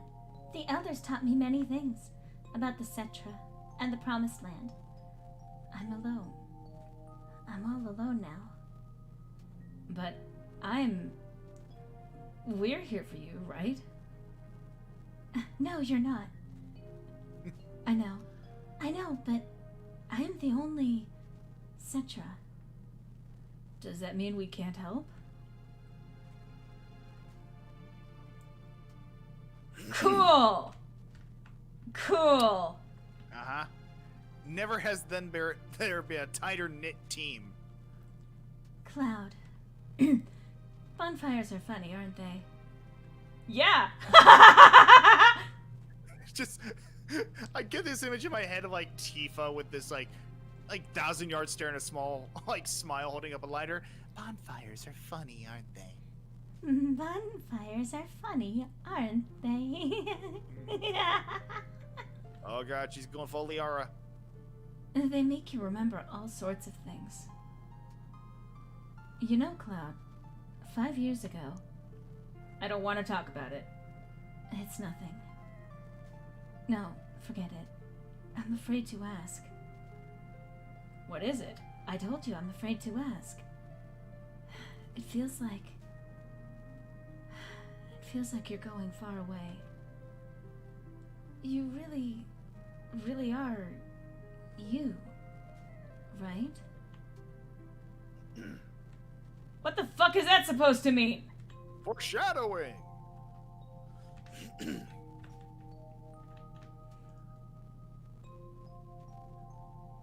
Long ago, when I was still very small, we were all around this flame. Hello, Yumiko Flores, and thank you. I won't say that it happened easily. I did have to practice with it for a bit, but I am glad that I was able to get a hang on that I was gonna say even a really short amount of time, all things considered, but thank you. Yeah. No, never mind. Lorelai interrupted me. No, never mind. Okay, what the fuck are you on? Apparently, everyone is like high on tsundere juice right now. What happened? I just said never mind. It's about my parents. When I talk about my mother, I'm full of pride and joy. And that's fine. But when I think of my father, my heart is full of rage.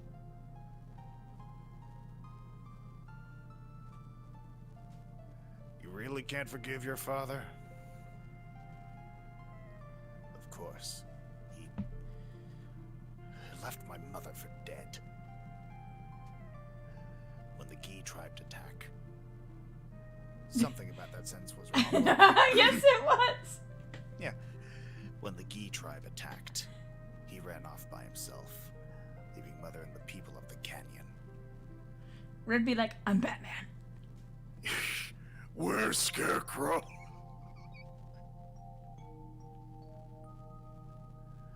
Come, Nanaki. There's something you should see. This place may be dangerous, Garrus, come on. Hello, Zach. Good to see you. And lo. Cloud, will you and one other person come with us? Why can't I take all of them? If it's dangerous, shouldn't we all be together? No, but mechanic conventions.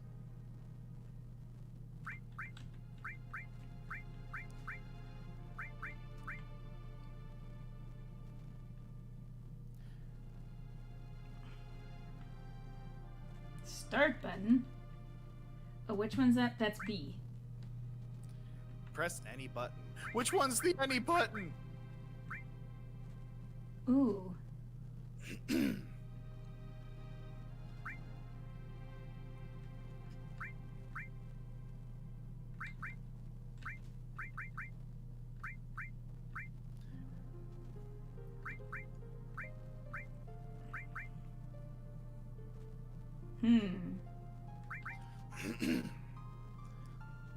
Power wrist. Yes. I love the power wrist. It's so bad.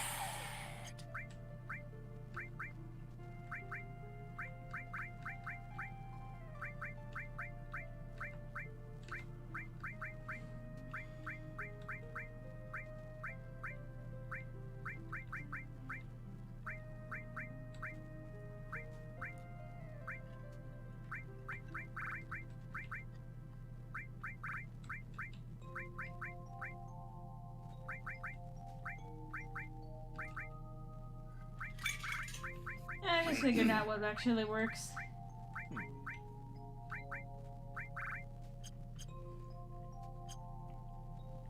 Okay.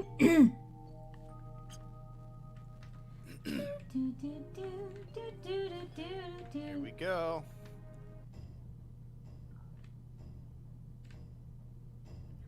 Alright. I do appreciate that they have that little moment of like showing him just off screen to know where he's headed. Oh, welcome. Blah, blah, blah.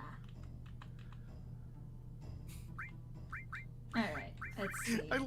I get the image in my head of like this person, oh hi, welcome, and just Cloud holding up a hand and like making the talking motion, blah blah blah. She's trying to give her sales pitch.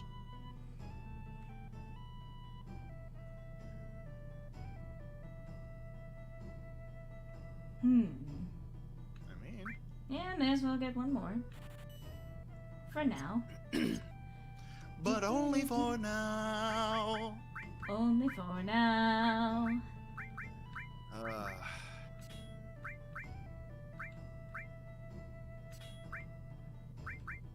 Well, I can add more now. Cool. Yeah. Add only more now. Only more now. I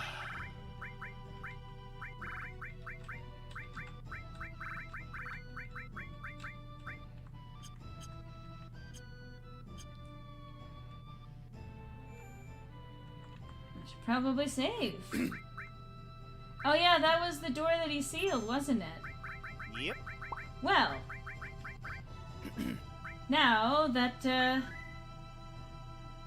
we're at this nice little actual breaking point cliffhanger, it's about the time for the end of the stream. So, Yeah. I think I'll close it out here, and possibly next week we'll be continuing with Final Fantasy VII. But for now, and it's probably gonna. Oh, yeah, it's just showing you that, huh? Interesting. Swap to. There we go. Yeah. Cloud is the male Karen in every shop. Alright, have a good night, know? Phoenix. Thank you for joining.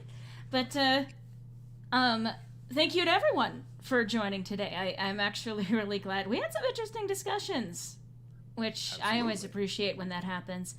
Which is one of the reasons why I am... Why does it say no data? Cool. Oh. No, it looks like it's fine. It's one of the reasons why I'm actually very happy, especially for those of you who come by and regularly.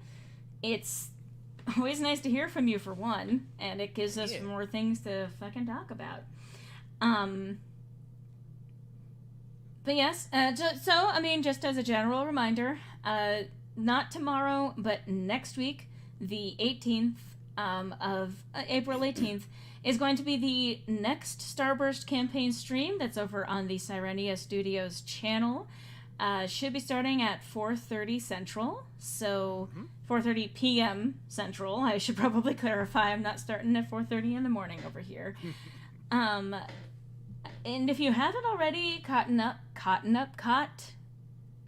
up with the first stream, it is currently live, and I promote this every time, but even just in general, if you go to Patreon, not only do you support the stuff that I do on the channel, but you will actually be able to vote in stuff that's coming up in that campaign.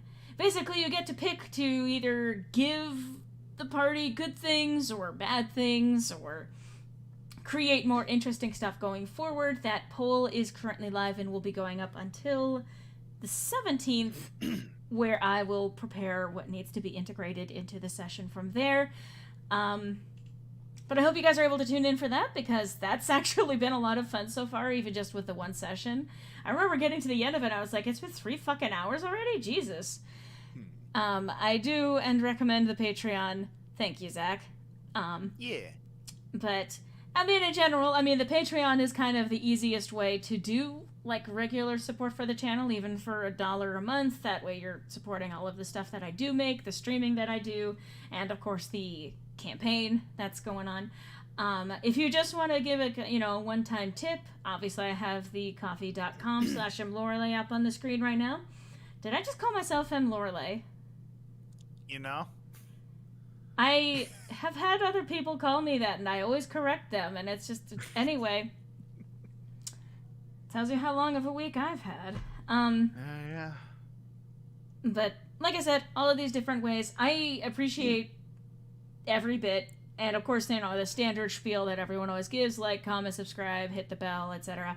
I know I'm running through that like it means nothing. Generally speaking, it does help the channel, but I'm not going to be one of those people that, like, puts on that fake energy that's all like, and please remember, always remember, like, comment, subscribe, and hit the bell. And smash that like button and ring that bell. But yeah, no, the people who are like, and remember to like, comment, and subscribe to my channel, and if you're not already a member of my community, thank you, Shakarian. If you're not already a member of my community, you can always join for just $1, and then you'll have access to private posts as well as access to my private Discord. I will say that there is there's a couple technically of private Discords. One of them is actually connected with the Patreon. I don't have a community thing going on with the channel. I might start one of those for Sirenia Studios if it ever gets to 4,000 watch hours and I'm able to actually officially through YouTube monetize it, because I think that's one of the requisites for it. But anyway, I would love to have a community and be able to invite people to participate and things like that. I do love the community that I have. Legitimately, like in my servers, like the Lore Alliance and all of that stuff, there's a lot of really sweet people there. And it's very cool to see people talking and interacting and supporting one another. Yeah. Anyway. So all of that aside, all of the, calls to action, so to speak, as they are officially called, all of that out of the way, thank you, Griffin, for joining me again. Always a pleasure. Thank you guys for tuning in today, for watching, and I hope to see you next week. Oh, right, I was even saying I think next week I might end up giving Omori a shot. We'll see how things go. We'll see how I feel about it. If it's not this next week, then it might be, or if it's not this next week, then it might be the week after that. So, all of that said, thanks for watching, guys, and I will see you next week. Take care, everyone.